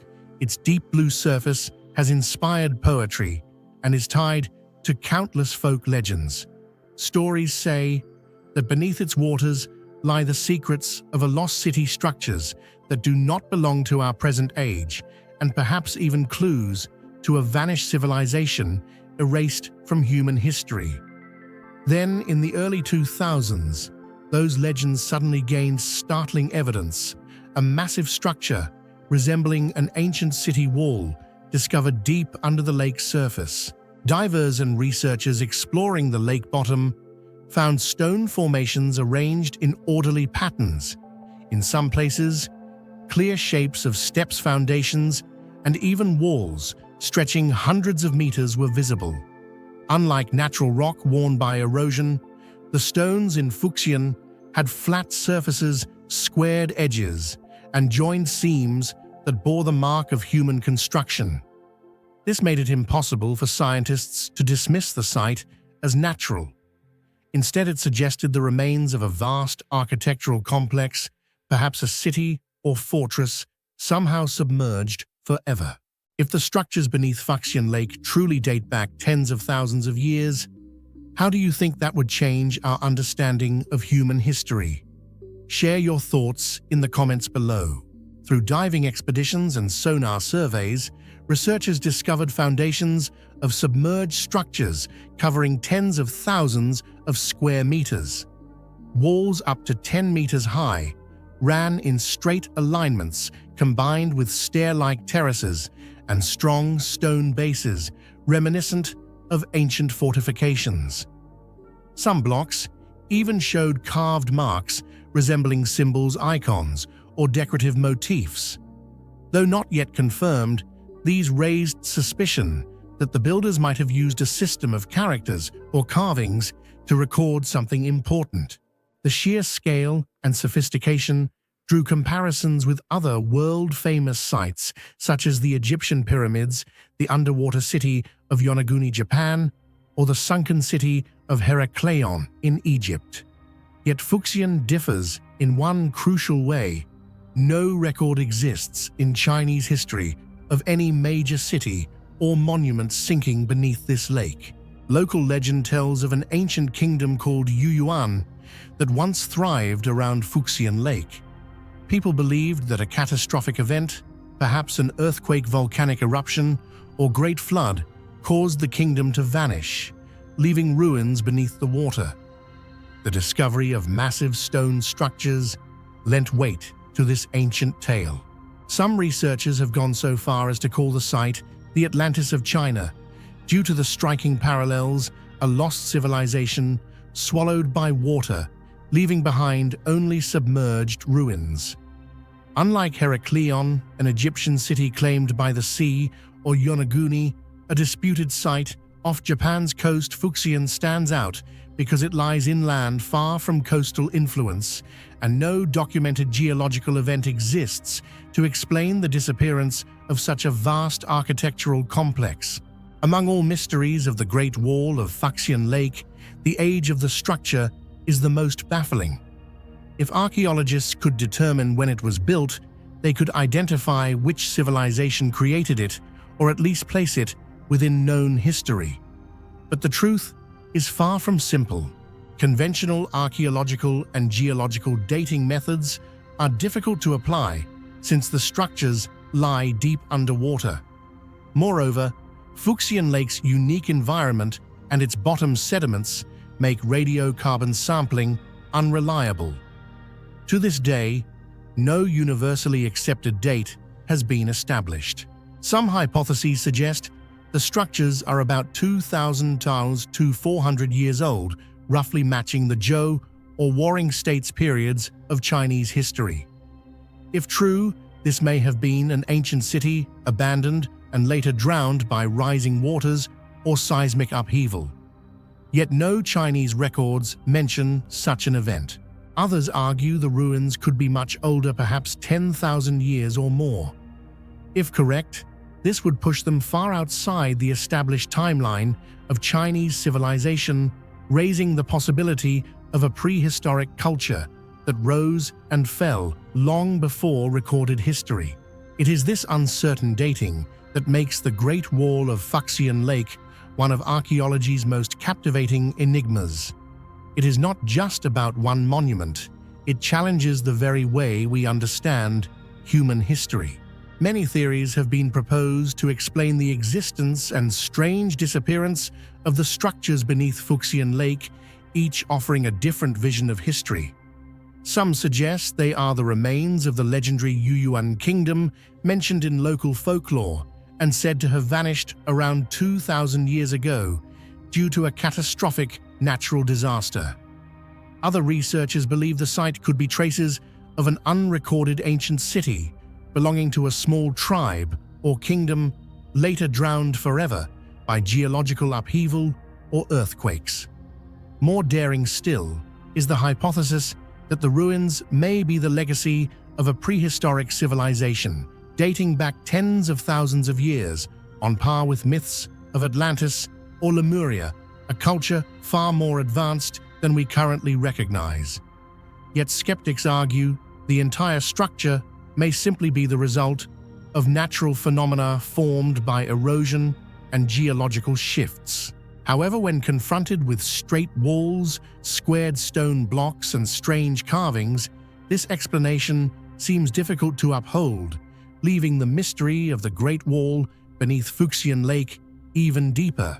One of the most intriguing details about the ruins beneath Fuxian Lake is the presence of strange carvings on massive stone blocks. Many of these marks resemble characters' symbols or decorative patterns distinct from natural cracks or erosion.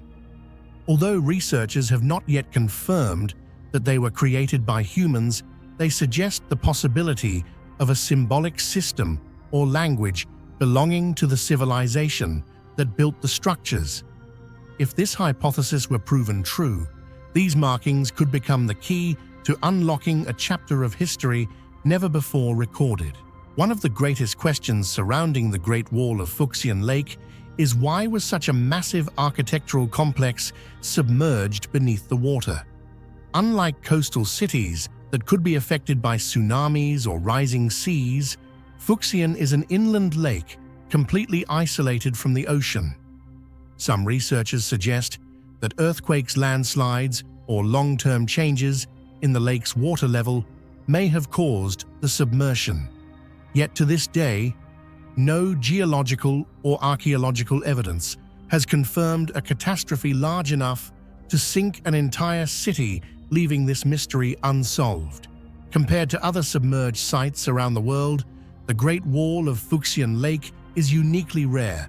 Unlike Herakleion in Egypt or Yonaguni in Japan, it does not lie on a coast, but instead emerges in the heart of the continent. Remarkably, no Chinese historical record ever mentions this structure. Its age remains uncertain, ranging from 2,000 to over 10,000 years, making it both a challenge for archaeology and an endless source of inspiration for theories about lost civilizations.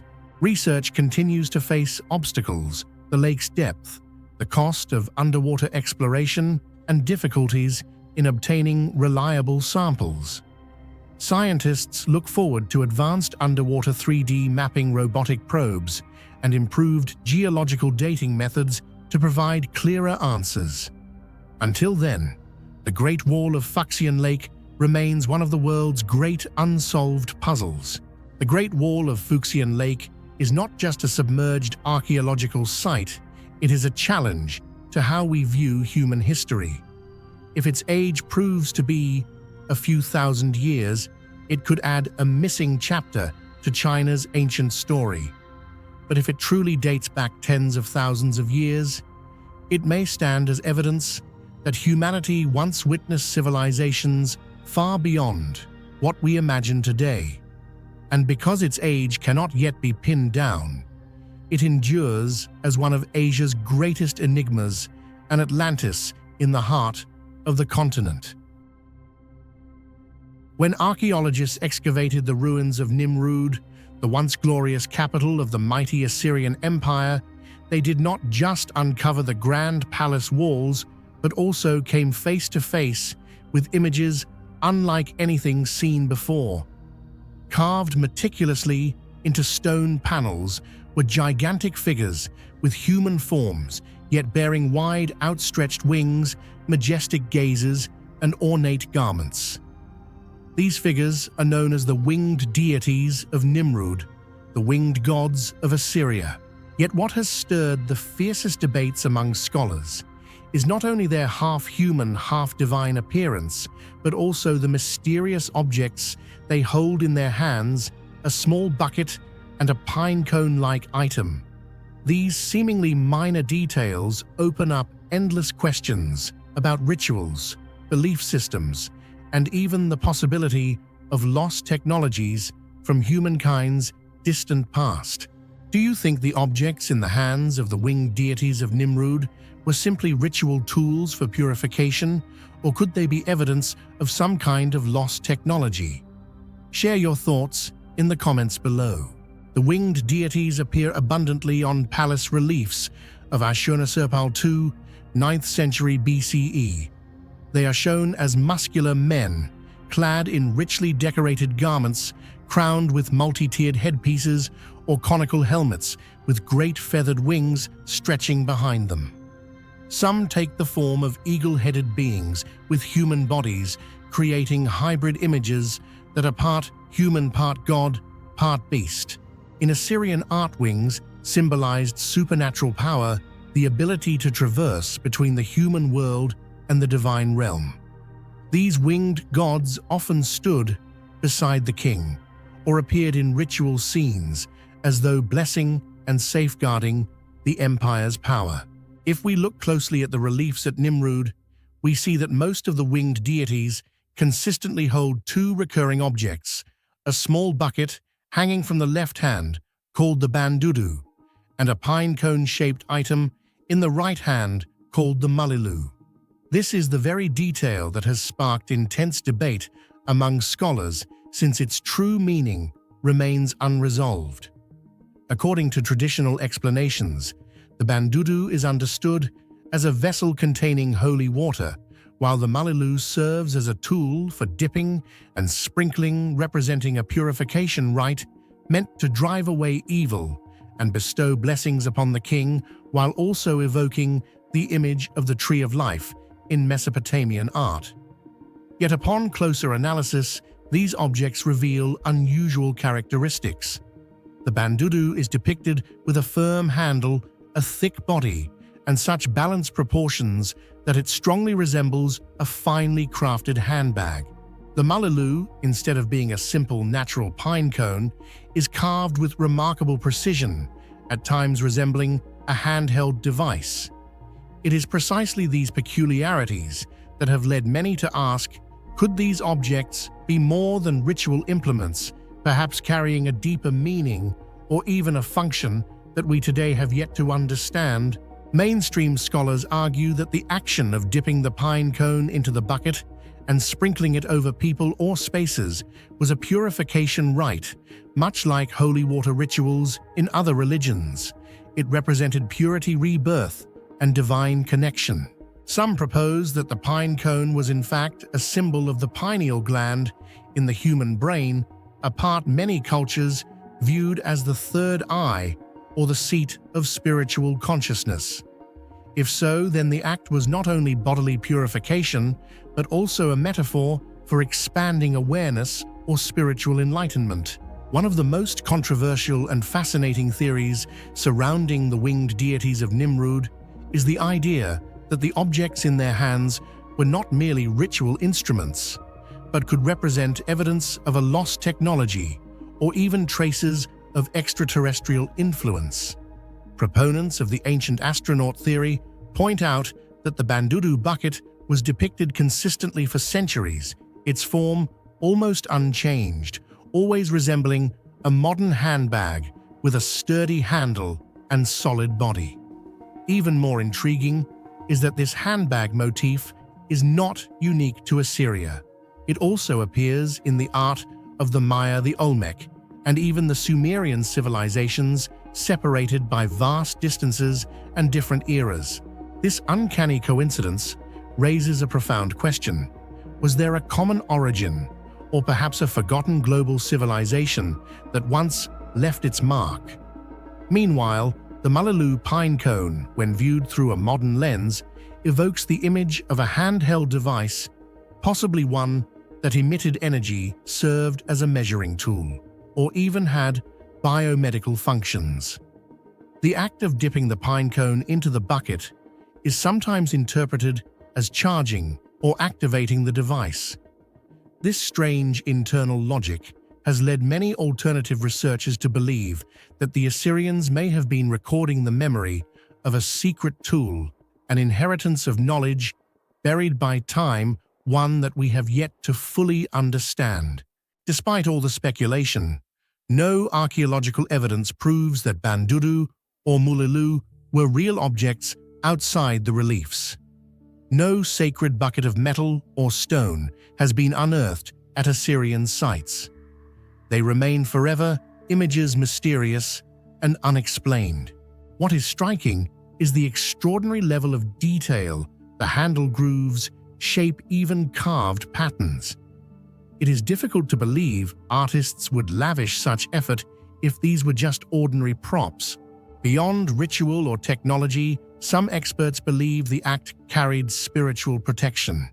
Sprinkling blessings with pine cone and bucket symbolized shielding the king from demons, ensuring good harvests, and maintaining social order.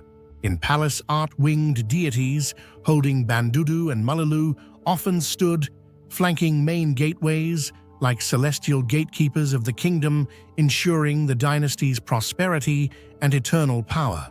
Some schools of thought have gone further by placing the winged deities of Nimrud within the broader context of Mesopotamian mythology. They argue that these figures are closely tied to the legends of the Anunnaki, the gods from the heavens who are said to have brought knowledge, tools, and even life itself to humanity. From this perspective, the Bandudu bucket and the Mullaloo pine cone were not merely ritual objects, but could be seen as symbols of seeding life or transmitting cosmic energy. Most striking of all is the uncanny similarity between the handbags of the gods in Assyrian art and the same motif found in Maya and Olmec civilizations, a parallel that fuels speculation about a prehistoric global civilization or even traces of extraterrestrial influence that may have once connected cultures separated by thousands of miles and millennia. Today, when visitors admire the Nimrud reliefs displayed in museums, they marvel not only at Assyrian artistry, but also at the unsolved enigma. The great wings, solemn faces, and above all the bucket and pine cone in hand have become timeless symbols, sparking countless theories about the origins of human knowledge.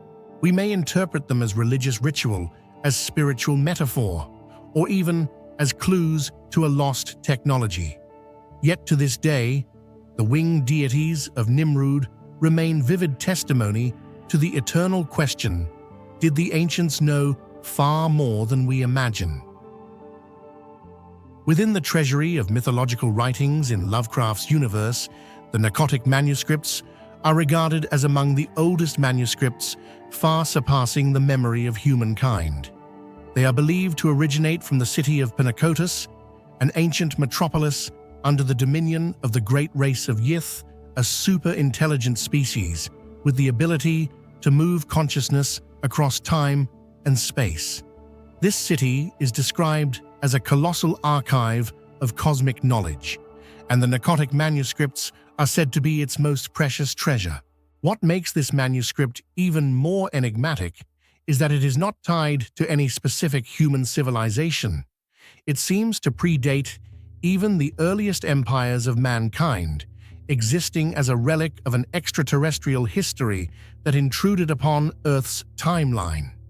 In some traditions, Copies of the Narcotic manuscripts were passed down to humans, guarded by generations of reclusive monks or secret cults, and thus became a text both revered and cursed. So, what do you think? Is the Narcotic manuscripts merely a fictional creation within Lovecraft's universe, or could it be an allegory for hidden knowledge that humanity has never been able to decipher? Share your thoughts in the comments below.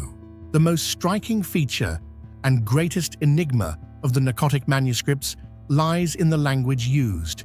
It is believed that the manuscript is not written in a single tongue, but rather layered with many different linguistic systems, inscribed at different times by hands and even minds that were not human. Some sections are described as using a pre-Atlantean language, a hieroglyphic system that predates the legendary sinking of Atlantis.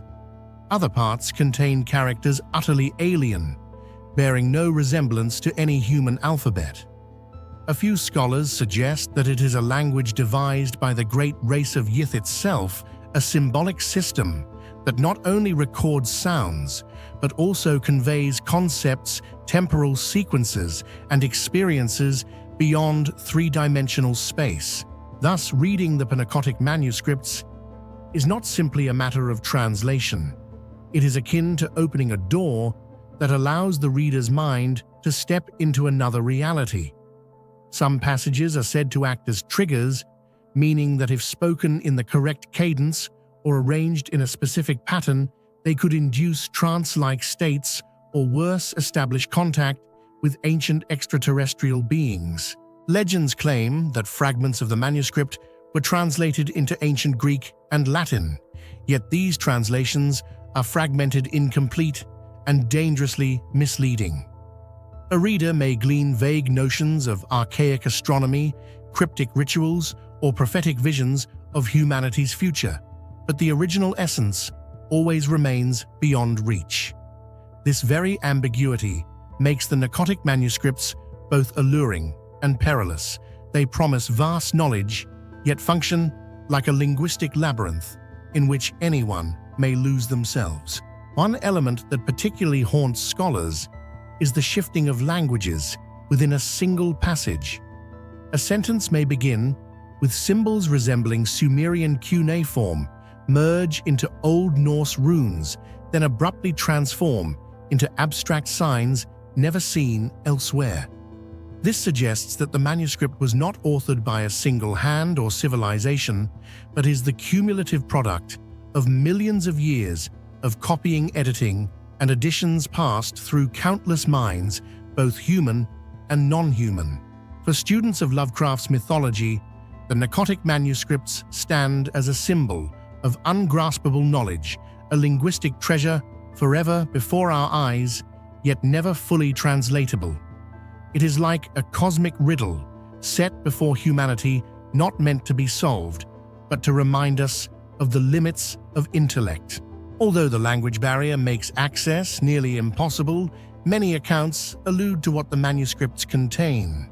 Chronicles of extraterrestrial civilizations that once visited Earth, detailed descriptions of the Great Old Ones, such as Cthulhu, Nyarlathotep, and Hastur, ancient rituals for connecting with or summoning beings beyond time, vague prophecies about the fate of humanity, often mentioning cycles of decline and the return of the Age of Darkness. In particular, certain portions are rumored to hint at the mystery of the origin of consciousness, a concept modern science has yet to explain. Within Lovecraft's lore, the Narcotic manuscripts are consistently portrayed as perilous. Scholars who recklessly attempt to read or translate them often fall into paranoia, madness, or lifelong obsession. Some characters in the stories are led to tragedy by the manuscript itself, believing they have grasped the truth, only to find their minds unravel instead. Compared with the Necronomicon, regarded as a manual of dark sorcery, the Narcotic manuscripts are different. They resemble a chronicle or archive, rather than a book of spells. Yet their very dryness, obscurity, and ambiguity make their psychological effects more dangerous. Readers feel compelled to dig deeper, translate further, and gradually spiral into an obsession from which there is no escape. The Pnakotic manuscripts appear repeatedly across Lovecraft's works. They form part of the greater network of forbidden texts in the mythos, alongside the Necronomicon, the Eltdown Shards, and the Book of Ibon. Their unique distinction is their link to the great race of Yith, giving them a distinctly historical and cosmic flavor. In Polaris, Lovecraft portrays fragments of the manuscript as scattered shards of ancient memory. At the Mountains of Madness, it is referenced as evidence that humanity is but a fleeting moment in an immense cosmic history. With each mention, the manuscript becomes a red thread, tying many tales together, giving readers the sense of standing before a vast cosmic panorama, though never able to see it whole. Ultimately, what makes the Pnakotic manuscripts so compelling is their symbolic weight. They are not merely fictional writings, but an allegory for humanity's thirst for knowledge. We are always curious about what lies beyond our comprehension, always striving to decode the mysteries of the universe. Yet such curiosity can become a double-edged sword, leading us to ruin when we reach too far. In the Pnakotic manuscripts, Lovecraft encodes a message: knowledge is power, but it is also a burden. Some doors once opened can never be closed again, and sometimes ignorance may be safer than knowing too much. The Pnakotic manuscripts are not real yet. They have become an indispensable part of the Cthulhu mythos. Their lasting impression lies not only in tales of gods or rituals, but in their mysterious language, a veil that ensures humanity remains forever outside the gates of knowledge, yearning yet powerless.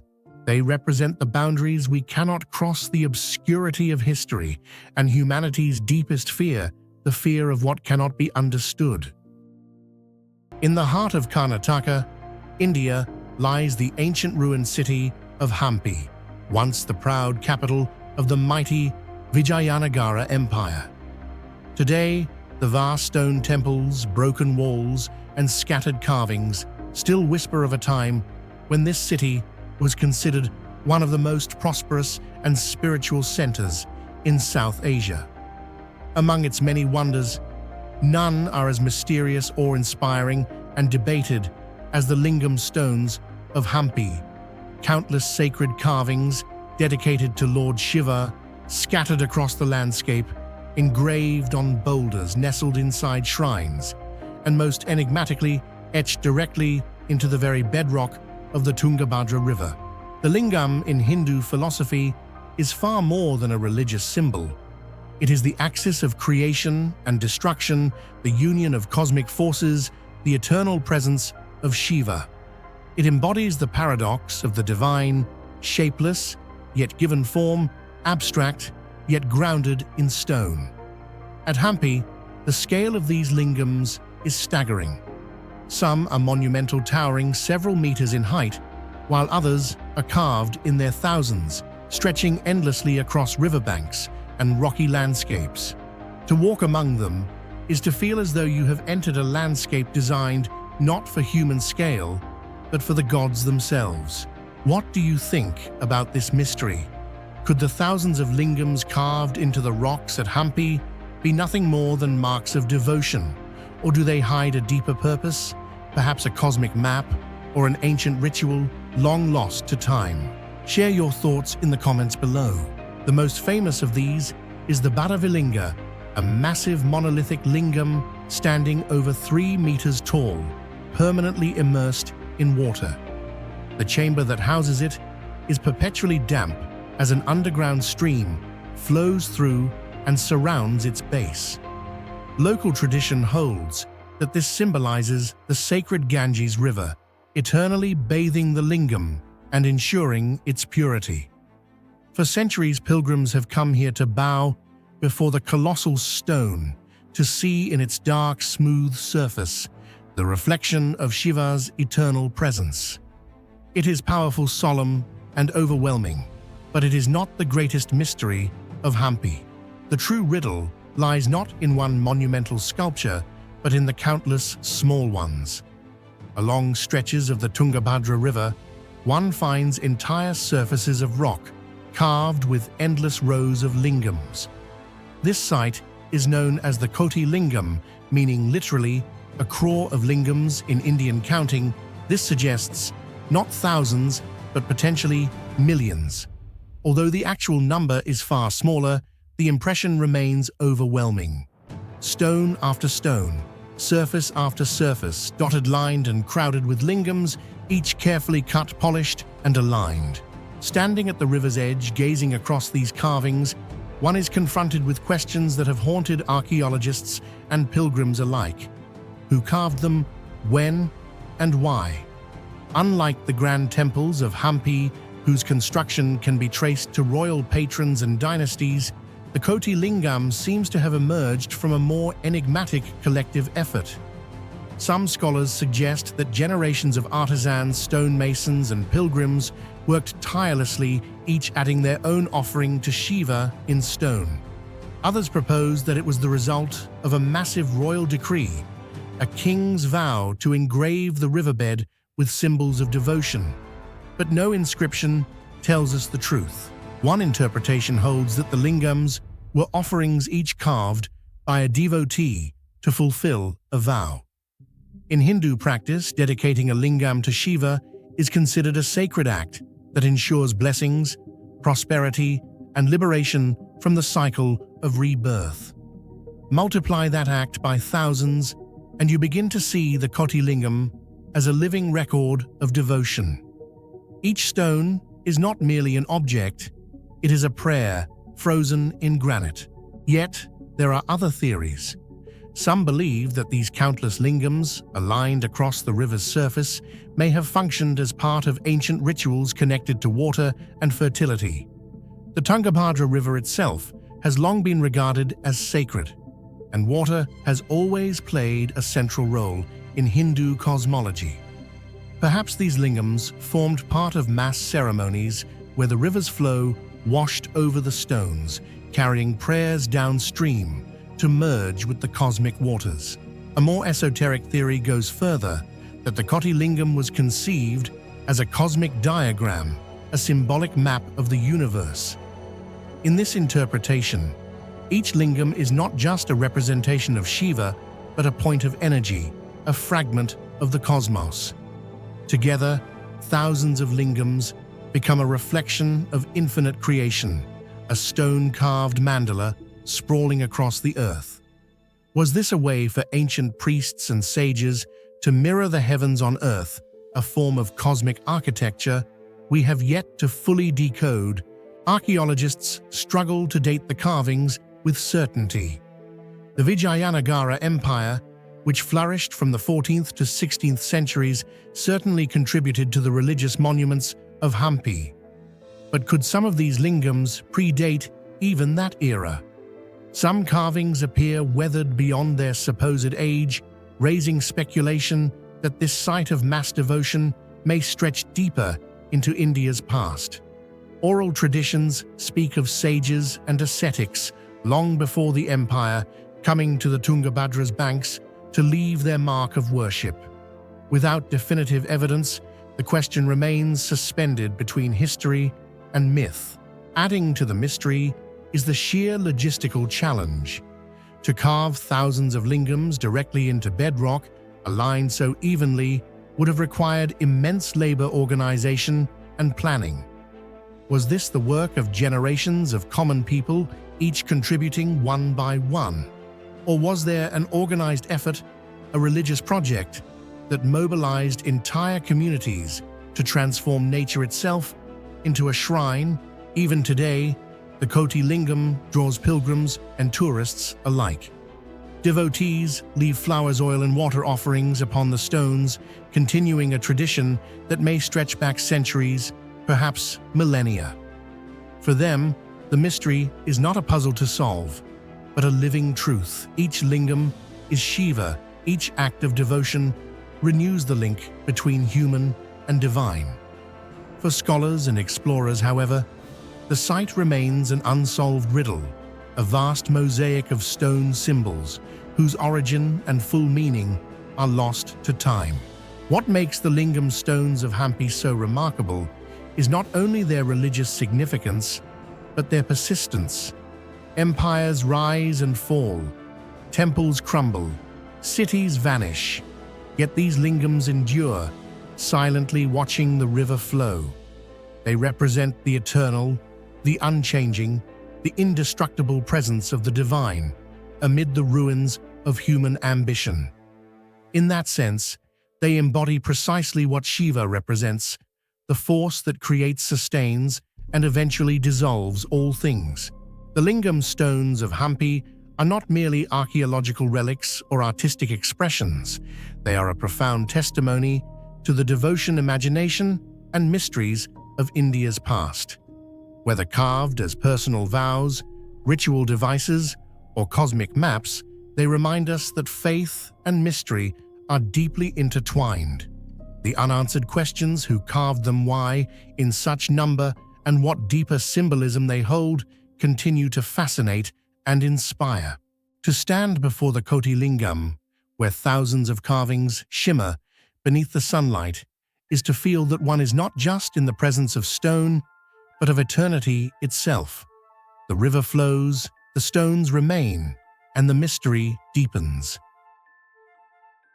In the world of archaeology, there are monuments that not only captivate with their artistic beauty, but also puzzle us with one burning question. How could an ancient civilization, without steel tools and without mechanical machinery, construct and leave behind such timeless masterpieces? One of the clearest examples of this paradox is the Atlantean figures of Tula, the colossal statues of the Toltec people standing atop the pyramid of Tlahuizcalpantecutli in the ancient city of Tula, Mexico. These statues not only symbolize the military power of the Toltecs, but also open endless debates about stoneworking techniques, religious meaning, and even extraterrestrial theories. What do you think? Were the Atlantean figures simply the result of Toltec craftsmanship, or could there be a deeper mystery behind their creation? Share your thoughts in the comments below.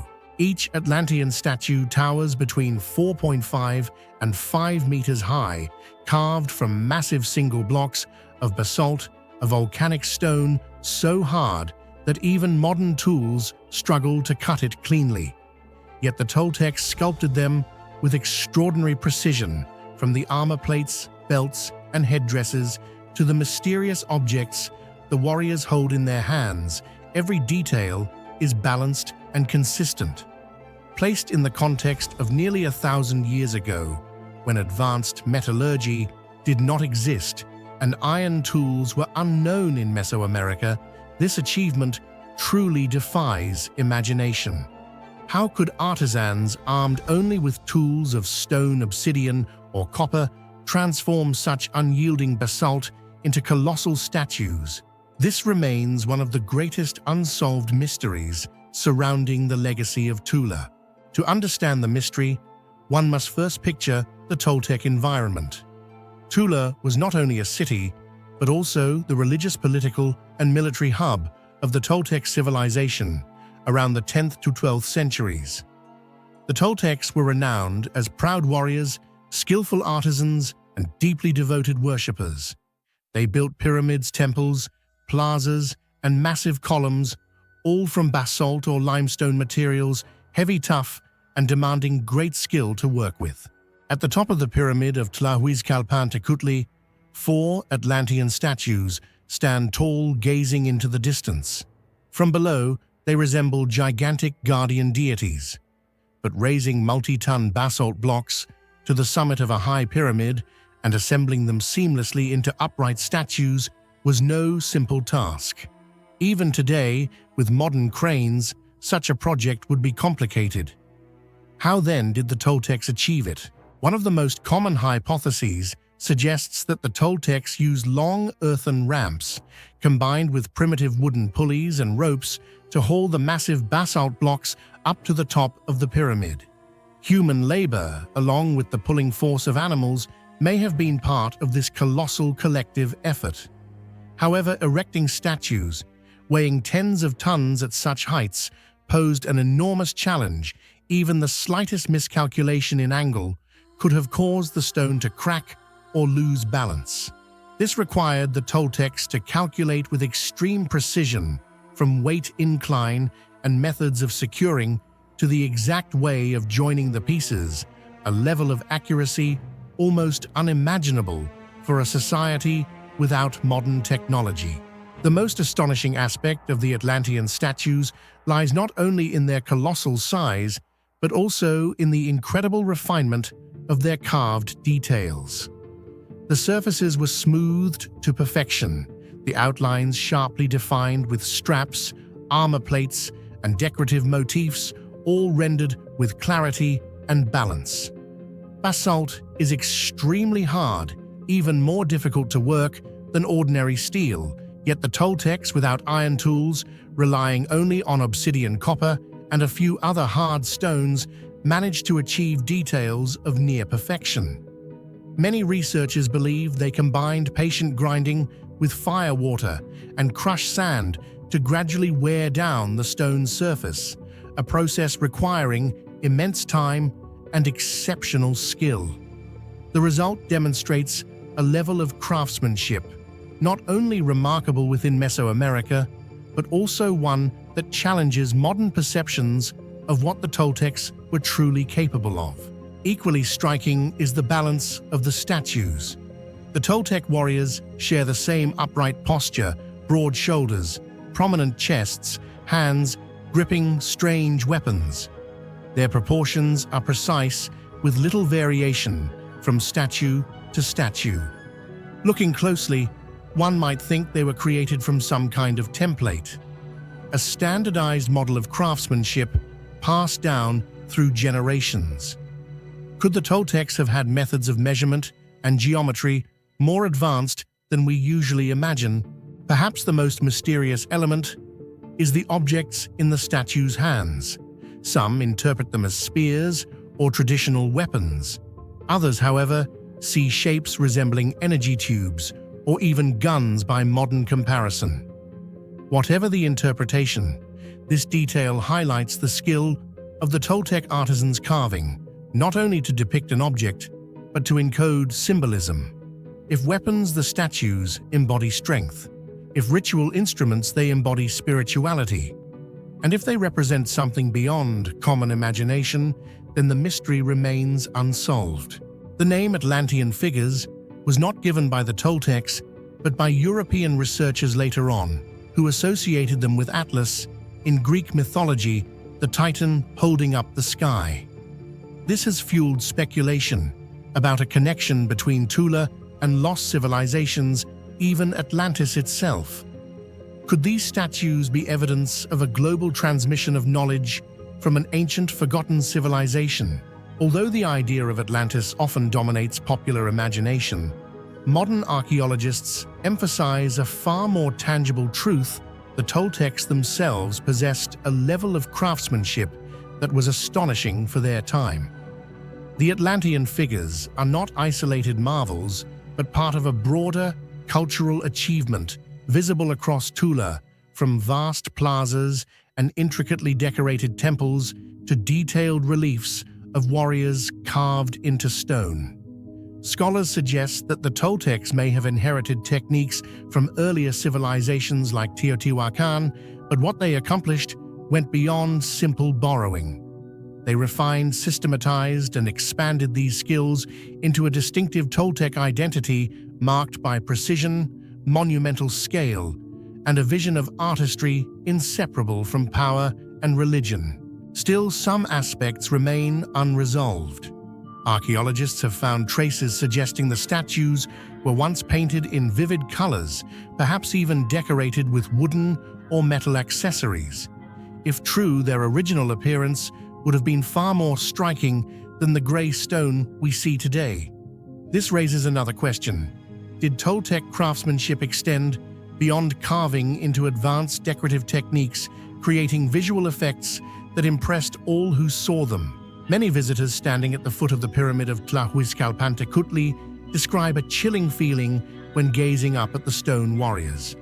Some say their blank eyes seem to follow every movement. Others sense the stern weight of a civilization built upon war and religion.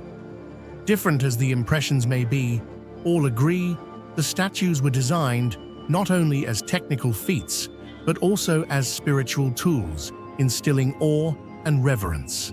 It is precisely this combination, timeless craftsmanship and mystical meaning, that makes the Atlantean figures one of Mexico's greatest ancient enigmas. More than 1,000 years have passed, yet no one can fully reconstruct the techniques the Toltecs used to erect them. Did they possess methods now lost? Did they hold ancient knowledge we have yet to uncover? These questions continue to drive research today. Until they are answered, the Atlantean warriors will remain silent witnesses to a glorious past and a reminder that even in the shadows of history, humankind has achieved feats that still astonish posterity. The Huaca del Sol, towering above the desert plains of northern Peru, remains one of the greatest enigmas of the pre-Columbian world. Built by the Moche civilization around the 1st to 8th centuries CE, this massive adobe pyramid once rose nearly 50 meters into the sky and stretched for hundreds of meters across the valley. Even in its ruined state today, the structure radiates an aura of both awe and mystery, as though the very earth remembers the forgotten grandeur of its builders. Huaca del Sol was not simply an architectural achievement. It was a statement of power, organization, and spiritual conviction. Yet woven into its history is a profound riddle, the story of its destruction. Unlike many monuments of the ancient world, whose decline can be attributed to the slow passage of time, Huaca del Sol carries scars that suggest deliberate, catastrophic, and even unnatural acts of ruin. What do you think truly caused the destruction of Huaca del Sol? Natural disasters, human greed, or did the Moche themselves deliberately dismantle it for ritual reasons? Share your thoughts in the comments below. When first constructed, the pyramid was a marvel of engineering. Archaeologists estimate that more than 130 million adobe bricks were used, each handmade and sun-dried. What makes this even more fascinating is the presence of markings on the bricks themselves. Scholars believe these symbols were signatures of different communities or clans responsible for supplying labor and resources. This suggests that the Huaca del Sol was not merely the vision of a ruling elite, but a collective effort that reflected the social fabric of the Moche state. Its scale dwarfed most structures of the ancient Americas, and paired with its twin, the Huaca de la Luna, it formed the ceremonial and political heart of the Moche capital. If Huaca de la Luna represented the domain of gods and rituals, Huaca del Sol embodied earthly authority, administration, governance, and the projection of power. Yet despite this grandeur, what we see today is only a fraction of its original size. The Spanish chronicles of the 17th century described the pyramid as already heavily damaged, reduced from 9 levels to a mutilated mound. The conventional explanation is that Spanish colonists, in their obsessive search for gold, diverted the Moche River directly toward the pyramid.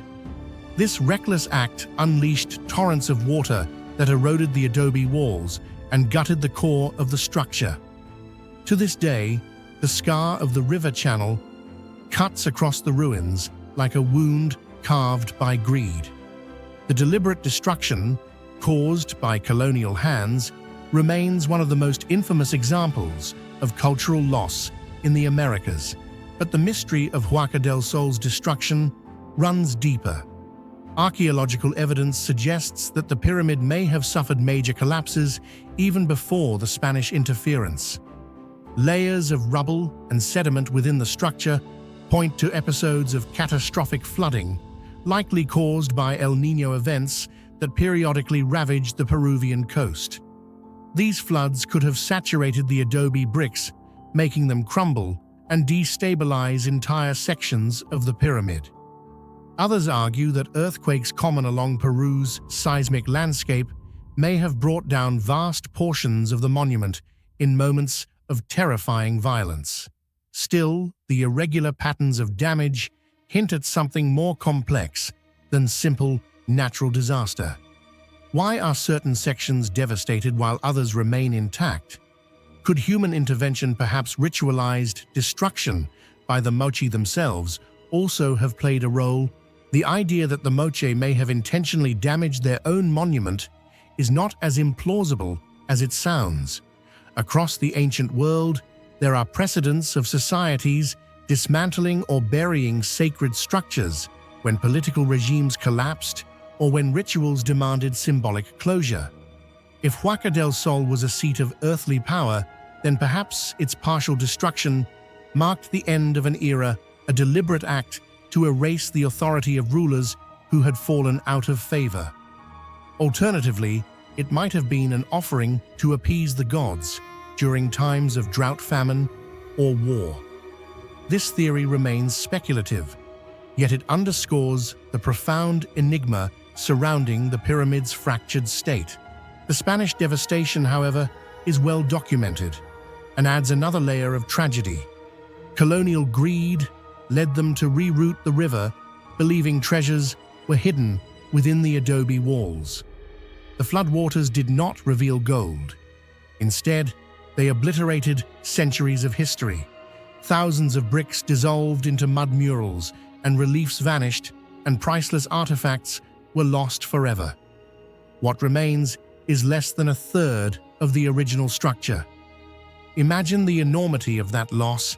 If the pyramid once stood as tall as a modern 15-story building today, only a weathered shell rises from the desert sands. For archaeologists, this destruction is not just physical, but intellectual, the loss of context that could have illuminated the secrets of the mochi. Even so, the fragments that endure whisper tantalizing stories. Excavations have revealed remnants of administrative complexes, suggesting that Huaca del Sol housed bureaucrats who oversaw the distribution of food resources and tribute across the valley. Ceramics found nearby depict scenes of warfare, sacrifice, and myth, hinting at a society both sophisticated and brutal. The lack of a written language leaves us in the dark, but the art of the mochi conveys messages of power, fear, and devotion to forces beyond human control. In this light, the destruction of Huaca del Sol is not merely an archaeological mystery, but a cultural wound, severing our connection to a people who once ruled the north coast of Peru with extraordinary ingenuity. The enigma deepens when we consider the psychological impact of destruction. For the Spanish, tearing apart indigenous monuments was a means of domination, erasing native identities while imposing their own. But for the moche, if they too participated in dismantling their pyramid, the act may have carried entirely different meanings. Perhaps it was a ritualized death of a monument, much like the burial of a king. Perhaps it was a desperate attempt to cleanse the community of misfortune. We may never know the truth, but this ambiguity is what gives Huaca del Sol its haunting power. Today, standing before the pyramid's eroded walls, one cannot help but feel the silence of absence. The structure looms like a ghost, larger than life, yet wounded beyond repair. Wind sweeps across the valley, carrying grains of sand that have buried centuries of history. To visitors, the site raises questions that transcend archaeology. How fragile is human achievement? How easily can greatness be undone by nature, greed, or ritual? And what does the destruction of Huaca del Sol tell us about the impermanence of all civilizations, including our own? The tragedy of Huaca del Sol lies not only in what has been lost, but in what remains forever unknowable. Was it felled by floods, earthquakes, or human hands? Did the mochi themselves sanction its ruin? Or was it only the violence of conquest that sealed its fate?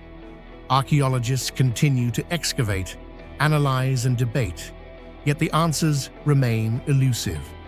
This uncertainty transforms the site into more than a ruin. It becomes a riddle, carved into mud brick, a reminder that history is not only about what we know, but also about what we cannot recover. In the end, Huaca del Sol stands as both a monument and a scar. It is a testament to the ambition of the Moche and the fragility of human creation. Its mysterious destruction, whether by flood, earthquake, human ritual, or colonial greed, ensures that it will never be fully understood. And perhaps that is its greatest legacy, to remind us that some truths are destined to remain hidden beneath the sands of time, leaving us to marvel, to mourn, and to wonder. Standing imposingly at the very entrance to the ancient city of Petra, the legendary Rose City of the Nabateans, three massive stone structures known as the Petra Djinn blocks have long left archaeologists, historians, and visitors in awe and bewilderment. They are not grand monuments carved with delicate detail like the tombs of Al-Khazneh or Ad-Dir, nor do they resemble the familiar form of Nabatean temples. Instead, the Djinn blocks are rectangular monoliths rising 6 to 8 meters high, hewn directly from solid rock scattered outside the central complex. The locals call them Djinn blocks, meaning the blocks of the Djinn, the supernatural beings of ancient Arabian belief. That name alone wrapped them in an aura of mystery, linking them for centuries to hidden powers and supernatural tales. Visually, the Djinn blocks are quite plain rectangular box-like, almost like forgotten mini towers. They have no entrances, no elaborate decorations, and no evidence that they ever contained anything inside. This is precisely what makes them so puzzling. While most Petra monuments clearly reveal their function, from tombs to temples, from water channels to plazas, the Djinn blocks show no trace of their intended purpose. This ambiguity has opened the door for numerous theories, making them one of the unresolved enigmas of the ancient world. What do you think about this mystery? Could the Petra Djinn blocks simply be early tombs, sacred gateways guarding Petra's entrance, or perhaps even homes of Djinn spirits in ancient belief? Share your thoughts and theories in the comments below. One of the most frequently mentioned hypotheses about the Petra Djinn blocks is that they may have once served as early tombs of the Nabateans. In the initial stages, when they were just beginning to experiment with stone carving techniques, creating box-like solid monoliths without intricate details could have been a necessary trial step before achieving the refinement seen in later grand monuments. If this hypothesis is correct, the Djinn blocks would be invaluable evidence reflecting the entire architectural evolution of Petra, from simplicity to magnificence. However, the problem lies in the fact that most Nabatean tombs clearly show burial traces, chambers, or niches inside, while the Djinn blocks are completely solid. This lack of interior space has led many scholars to doubt the tomb interpretation and argue that their purpose must lie elsewhere. Another hypothesis suggests that the Petra Djinn blocks were not tombs, but rather memorials or religious symbols connected to Nabatean beliefs. In many ancient cultures, monolithic stones were regarded as sacred, much like the Beatles' stone blocks believed to be the dwelling places of deities. The Nabateans, influenced by the Greeks, Romans, and Arabian tribes, may have erected these blocks as sacred markers to affirm the presence of the divine within their community life. Viewed in this way, the Djinn blocks did not need interiors or decorative details, since their value lay in symbolic meaning rather than practical function. Another compelling hypothesis suggests that the Petra Djinn blocks were actually sacred gateways guarding the entrance to the Rose City. Their position, right at Petra's threshold, has led many to see them as colossal stone guardians erected to signal to visitors that they were entering not merely a bustling commercial hub, but also a sacred land tied to the realm of the divine. In many ancient civilizations, symbolic structures at city gates were common, marking the boundary between the human world and the world of the gods. Thus, Petra, serving both as a trading center and a ritual site, may well have embraced this idea, turning the djinn blocks into markers of transition between two worlds. Modern researchers sometimes suggest that the djinn blocks were merely technical trial markers created as practice pieces, while Nabatean stoneworkers perfected their craft. Petra is renowned for its incredibly intricate monuments, but mastery must have been achieved through earlier experiments. The djinn blocks may have been gigantic drafts where artisans honed their skills before carving the famous tombs and temples. Yet this idea is also debated. If they were only practice works, why place them in such a prominent, highly visible location at Petra's entrance? One crucial aspect that cannot be overlooked when studying the Petra djinn blocks is their name, which is tied to the legend of the jinn in Arabian belief. Jinn were regarded as supernatural beings, capable of both protecting and harming humans. The fact that locals referred to these stone structures as the House of the Jinn reveals their belief that the blocks were inhabited by spirits carrying an invisible power within them. From a folkloric perspective, the function of the djinn blocks was not rooted in physical architecture or practical use, but in spiritual significance, serving as an invisible temple for the gods. This belief led local people over many centuries to treat the blocks with reverence, avoiding interference or destruction, which in turn helped preserve them almost intact to the present day. What makes the djinn blocks extraordinary is not only their size or location, but their intrinsic ambiguity of function. Each hypothesis holds some weight, yet none fully convinces. They are not like tombs because they lack burial chambers. They are not clearly temples because no worship traces exist. And if they were only practice works, why situate them so prominently? This paradox makes the djinn blocks one of Petra's most captivating enigmas, defying every attempt at definitive interpretation. Beyond academic debate, the djinn blocks endure in local memory as landmarks of the spirit world. Generations of Bedouins have passed down the belief that these stones hold power, warning against touching or desecrating them. This reverence helped preserve them as part of Petra's sacred landscape. The overlap of archaeology and folk spirituality layers their meaning, making them not just material relics, but also living symbols of mystery. Today, the djinn blocks remain the very first stop for visitors entering Petra. Though not as spectacular as Al-Khazni, they raise more questions than any other monument. They remind us that Petra was not only a city of commerce and art, but also a place where unanswered mysteries linger. In a world where most ancient civilizations left clear traces of purpose, the djinn blocks stand out in their silence, almost as if deliberately challenging humanity to seek answers. In short, the Petra djinn blocks Jordan are mysterious precisely because their function remains unidentified. They could be tombs, memorials, sacred gates, trial markers, or even houses of jinn rooted in folk belief. Yet no single explanation has ever been proven. That uncertainty transforms them into a symbol of Petra's enigma, an unsolved puzzle in the city's grand tapestry, compelling us to keep asking, why did the Nabateans build the djinn blocks at all? Deep within the tangled heart of the Arabuko-Sokoke forest, just a whisper away from the turquoise waters of the Indian Ocean, lies a forgotten city that defies time and explanation.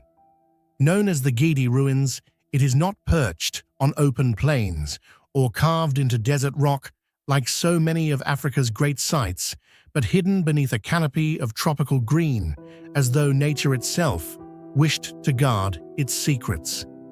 Behind moss-covered walls and crumbling coral stone arches stand the remnants of palaces, grand gates, mosques, and finely crafted homes, an entire city once alive with trade, prayer, and ambition.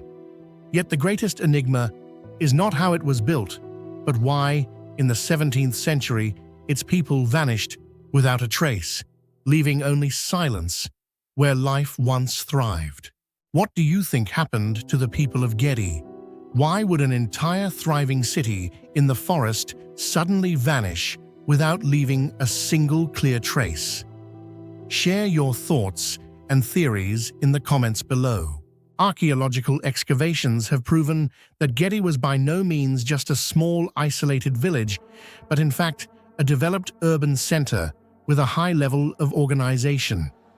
Inside the coral stone houses, researchers discovered sophisticated underground water systems, solidly built freshwater wells, and even sanitation facilities, features far beyond the standard of many East African communities of the same era. The architecture here bears strong Islamic and Arabic influences, evident in its grand arches, intricately carved coral walls, and mosques always aligned toward Mecca.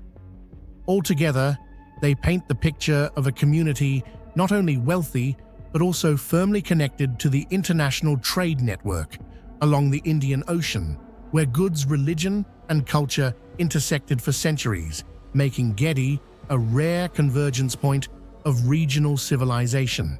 Archaeological discoveries have strongly reinforced the hypothesis that Gedi was once an important commercial hub within the Indian Ocean trade network. Excavations have uncovered valuable artifacts, Chinese porcelain dating to the 14th–15th centuries, glass beads and jewelry from India, and coins inscribed with Arabic and Persian script. The diversity of these origins shows that Gedi not only traded with nearby regions, but also served as a stopover for international merchants, closely tied to the maritime Silk Road that connected Asia, the Middle East, and Africa. Yet the greatest puzzle is why such a significant trading city was built deep within a dense forest, far removed from major ports like Mombasa or Malindi. Perhaps its inhabitants had a deliberate strategy to protect their prosperity from pirates and foreign powers, or perhaps it was a conscious choice to preserve their identity and independence from the outside world. The greatest mystery surrounding Gedi is not why the city existed, but why it disappeared so suddenly. Around the 17th century, a once thriving and bustling urban center was abandoned, leaving behind an eerily empty landscape in the forest. Thousands of inhabitants seem to have left within a short span of time, without leaving any clear trace of their fate. Archaeologists have found no evidence of war, no broken arrows, no hastily buried remains, no ruins of devastating fires. Nor is there proof of natural disasters, no floods, no earthquakes, no volcanic eruptions. All that remains is a chilling silence, a deserted city whose stone structures still stand almost intact, as if its people vanished in a single mysterious night, leaving behind a gap in history that no one has yet been able to explain. The mysterious disappearance of Gedi's inhabitants has stirred the imagination of both scholars and local people, giving rise to numerous theories. Some researchers suggest that disease might have forced the community to abandon the city in search of safer lands. However, this argument quickly runs into problems, as no traces of epidemic have been found in the human remains or other archaeological evidence. Another theory points to political upheaval. The rise of neighboring powers or shifts in international trade routes may have stripped Gedi of its strategic importance, compelling its people to relocate to larger centers like Mombasa. Yet neither explanation is fully convincing, for they cannot account for the city's total and sudden abandonment, a once vibrant urban hub reduced to ruins in such a short time, leaving behind a lingering question that no one has yet been able to answer. It is precisely this unexplained disappearance that has made Gedi one of the most haunting mysteries in Africa. Walking among the moss-covered stone walls, visitors often feel as though the past still lingers here. The echo of footsteps, the bustling sounds of markets, or the murmured prayers within the mosques seem to hover in the air. Local legends add to the eeriness, claiming that Gedi is guarded by ancient spirits and bound by a curse, and that anyone who dares to disturb or remove something from the ruins will suffer misfortune. Many travelers and explorers have even reported feeling as if they were being watched with every step through the rubble, as though the city had never truly fallen asleep. When compared to other famous sites, Gedi's abandonment recalls Machu Picchu in Peru or Angkor in Cambodia, cities once glorious, later consumed by nature and erased from human memory for centuries. Yet Gedi stands out in a striking way. It was not perched on high, rugged mountains, nor tied to a vast empire, but was instead a solitary city deep within the forest, sustained by the East African Maritime Trade Network. It is precisely this isolation that makes the collapse and disappearance of Gedi even harder to explain. Today, Gedi attracts visitors not only with its surviving ancient structures, but also with the unique experience of stepping into a city swallowed by the forest. Stone pathways lead to moss-covered gates, collapsed arches stand in silence within the shadows, and mosques lie quietly beneath the faint light filtering through the canopy together, creating an atmosphere both solemn and haunting. Many believe that Gedi never truly disappeared, but merely fell into a long slumber, waiting to be awakened one day, with its secrets still buried deep underground, challenging the curiosity of humankind. What puzzles scholars the most is that despite decades of research and excavation, no definitive answer has ever been given for the disappearance of Gedi. This abandoned city has become one of the greatest open questions in East African history, reminding us that even though modern science has advanced greatly, there are still important chapters of human history left unwritten. Some believe Gedi simply declined as maritime trade routes shifted and it lost its strategic position. Yet others suggest the story runs deeper, that it reflects the fragility of every civilization when confronted with unseen forces, whether plague, natural disasters, or social upheavals we today can scarcely imagine. And it is within this very gap, this space of uncertainty, that Gedi becomes one of Africa's living legends. A city that was once radiant, once alive with trade and prayers, now remains only as silent walls, deep within the forest, challenging the imagination of humanity. Hidden within the sandalwood forests of Kerala, the dolmens of Marayur are among the most mysterious prehistoric monuments in India. These structures consist of 4 upright slabs supporting a massive capstone, simple in form, yet raising countless questions. Hundreds of dolmens are scattered across the hills, some small enough to crawl into others, towering taller than a person. Scholars believe they date back 2,000 to 3,000 years, perhaps even earlier, belonging to India's megalithic culture. Yet their true purpose remains unclear. What do you think the true purpose of the dolmens of Marayur was? Tombs, ritual sites, or something else entirely? Share your thoughts in the comments below. The most enduring question surrounding the dolmens of Marayur is their function. Were they tombs, ceremonial spaces, astronomical markers, or even portals between the worlds of the living and the dead? Scholars have long argued that these monuments must have held deep spiritual significance, but the absence of definitive evidence leaves much to speculation. One of the most common theories is that dolmens served as burial chambers. Archaeological excavations at some megalithic sites in India and elsewhere have revealed human remains, pottery fragments, and iron tools within dolmens, suggesting their role as funerary monuments. In Marayor, the sheer number of dolmens spread across hillsides hints at a vast necropolis, a city of the dead existing alongside the living.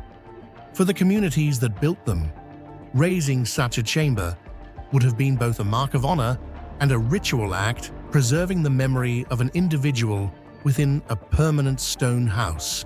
But burial alone does not explain everything. Many dolmens in Marayor contain a curious feature, a circular opening cut into one of the vertical slabs like a small portal. Its function is debated. Some suggest it allowed relatives to place offerings of food or water for the deceased, maintaining a connection between the living family and their ancestors. Others see it as a symbolic doorway for the soul, allowing the spirit of the departed to travel in and out of the chamber, bridging the earthly and spiritual realms. This circular soul window transforms the dolmen from a mere tomb into a ritual device, a sacred threshold between two worlds. There are also theories that dolmens were linked to astronomical observation. Positioned on open hillsides, some dolmens appear to align with the rising or setting sun on solstices and equinoxes. This has led researchers to speculate that the chambers might not only honor the dead, but also map cosmic cycles, linking human fate with the eternal rhythms of the sky. The circular hole in certain dolmens may have functioned as a viewing aperture through which the light of the sun or the glow of specific stars would penetrate the chamber at significant times of the year. If true, this would place Marayor within a global tradition of megalithic astronomy, alongside monuments like Stonehenge or Newgrange in Ireland. And yet other scholars have argued for a more practical interpretation, that dolmens might have served as shelters or boundary markers. Their strong construction and strategic placement could have allowed travelers or shepherds to find refuge. But such explanations, while possible, seem insufficient when one considers the labor involved in moving multi-ton stones, the precision of the construction, and the ritualistic features such as the circular portals. These details point to a deeper meaning that goes far beyond mere utility. What makes the dolmens of Marayor particularly mysterious is the aura they carry even today. Walk among them, and you feel the weight of an ancient silence, as if these stone chambers still guard secrets of forgotten rituals. The people who built them belong to societies without writing, whose voices have been lost to time.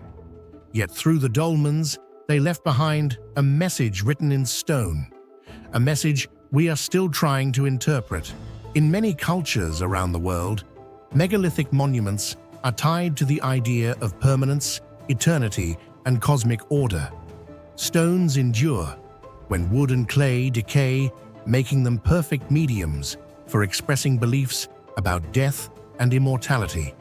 By building dolmens, the people of Marayor may have sought to give their ancestors a permanent home within the landscape, ensuring that the spirits of the dead remained close and influential.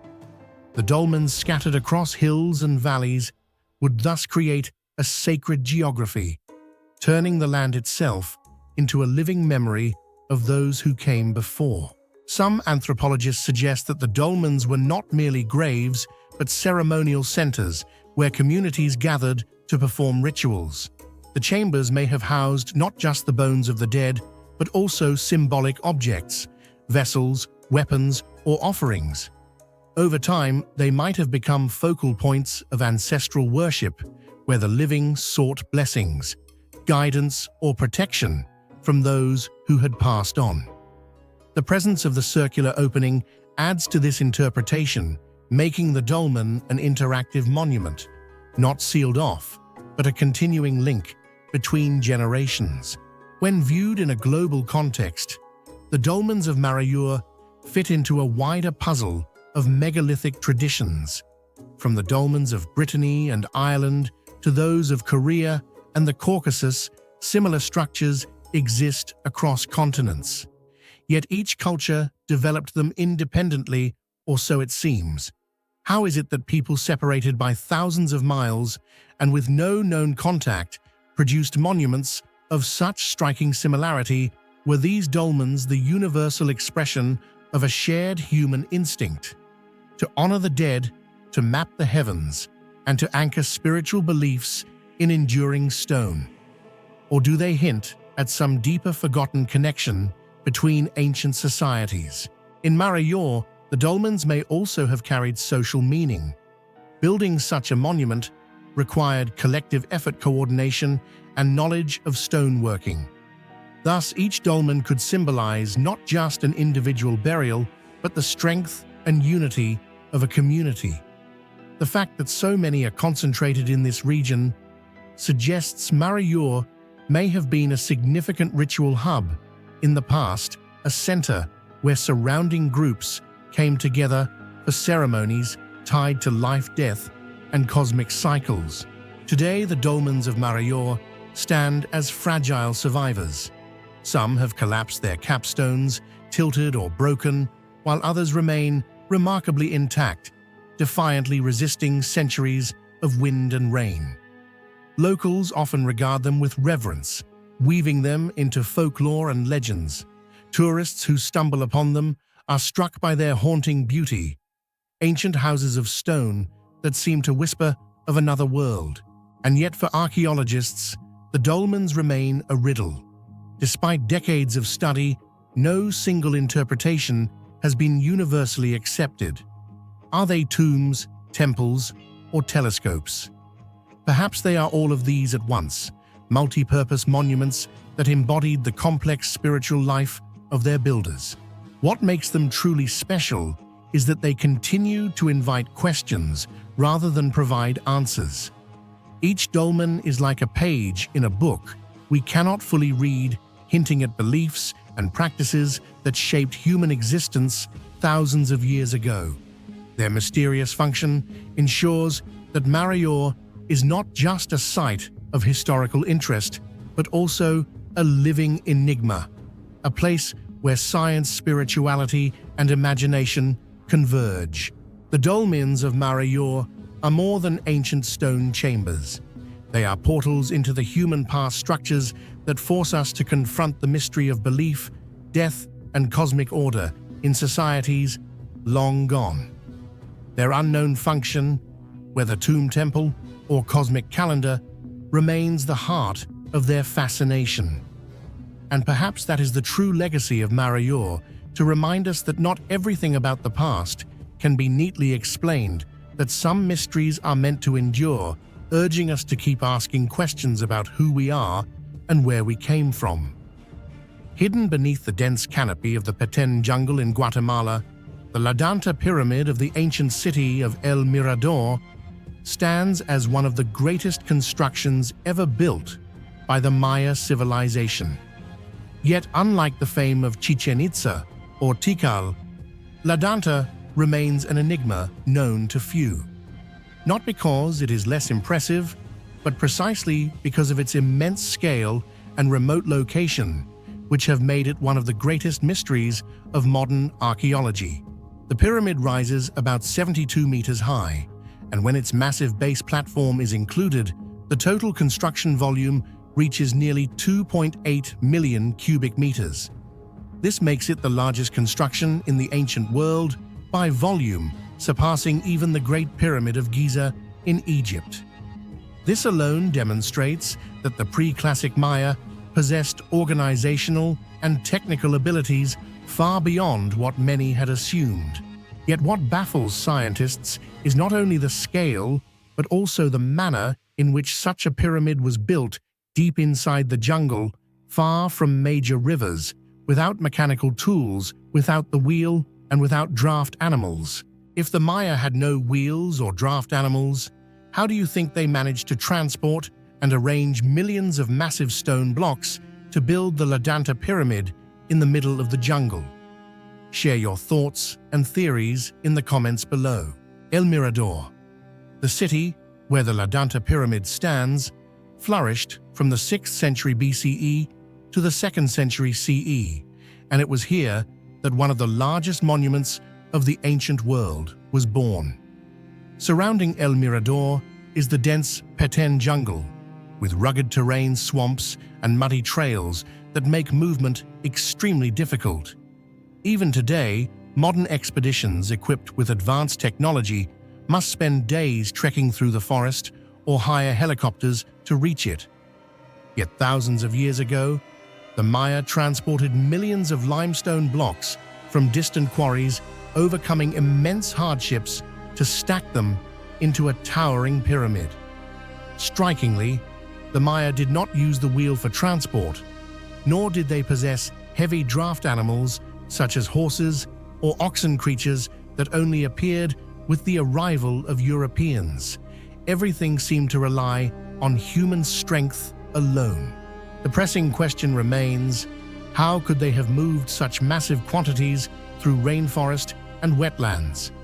A prominent theory suggests that the Maya constructed special roads known as Sac-Biob White Causeways, made of crushed limestone, compacted and stretched like lifelines, linking El Mirador to other cities. Thanks to this system, they could transport materials steadily, even during the rainy season when the ground turned to mud. These roads not only served transportation, but also revealed an astonishing level of social organization and engineering skill at a time when many other civilizations had yet to achieve such sophistication. One of the most fascinating aspects of Ladanta is the construction techniques employed by the Maya. Massive limestone blocks weighing several tons were neatly stacked to form enormous stairways that rise toward the summit of the pyramid. Beyond simply arranging the stones, they also used a special mortar made from lime mixed with volcanic ash, which provided such cohesion and durability that the structure has withstood more than 2 millennia of tropical rains and sun. Yet what puzzles archaeologists even more is the question of labor organization. A project as immense as Ladanta would have required tens of thousands of workers, laboring continuously, coordinated and supplied with food and tools for many years, possibly decades. In such a remote jungle environment, managing such enormous logistics would have been nearly impossible without an exceptionally advanced and disciplined social system. For this reason, many scholars argue that Ladanta is clear evidence that the Maya had achieved a high level of political and social organization as early as the pre-classic period. While earlier research often suggested that the Maya only entered their peak after the 3rd century CE, the existence of Ladanta overturns that assumption.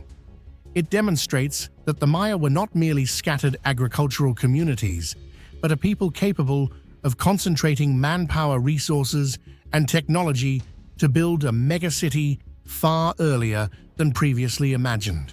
Ladanta was not merely an architectural feat. It carried deep religious meaning. The Maya believed the universe was divided into 3 realms: heaven, earth, and the underworld. Step pyramids, such as Ladanta, may have represented the cosmic mountain, linking the human world with the divine. At its summit, ceremonies likely took place, sacrifices, astronomical rituals, and prayers for harvests and victories. Thus, Ladanta was not just a colossal structure, but also the spiritual heart of an entire civilization.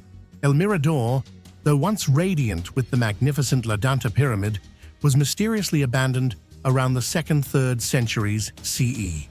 Scientific theories suggest its decline may have stemmed from the overexploitation of resources, especially deforestation, to produce lime for construction, which led to soil exhaustion and environmental degradation.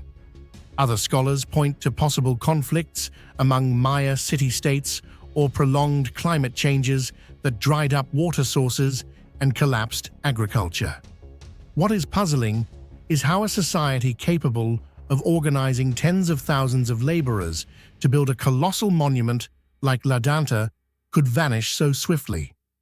Could it be that they relied on special techniques or unique resources, and once those were lost, the entire civilization could no longer survive? This enduring mystery has made El Mirador one of the greatest unanswered questions in human history. Today, the journey to La Danta remains an arduous challenge. Hidden deep within the Petén jungle, the path to El Mirador is infested with mosquitoes, venomous snakes, and swamps, forcing anyone who wishes to reach it to endure days of trekking through the forest or to rely on helicopters. This isolation only adds to the pyramid's aura of mystery, as if it deliberately hides its secrets from the passage of time. Excavations have so far revealed only a tiny fraction, while many archaeologists believe that beneath the thick jungle canopy lie countless undiscovered structures. These may hold the answers to how the Maya built, sustained, and ultimately lost one of their greatest cities. The La Danta pyramid is not merely a colossal mass of stone rising from the jungle, but a vivid testament to the intelligence, organizational power, and unresolved mysteries of the ancient Maya. With a volume surpassing even the Great Pyramid of Giza, this monument poses a series of questions that continue to puzzle scientists today. How could the Maya transport and arrange millions of cubic meters of stone without the wheel or draft animals?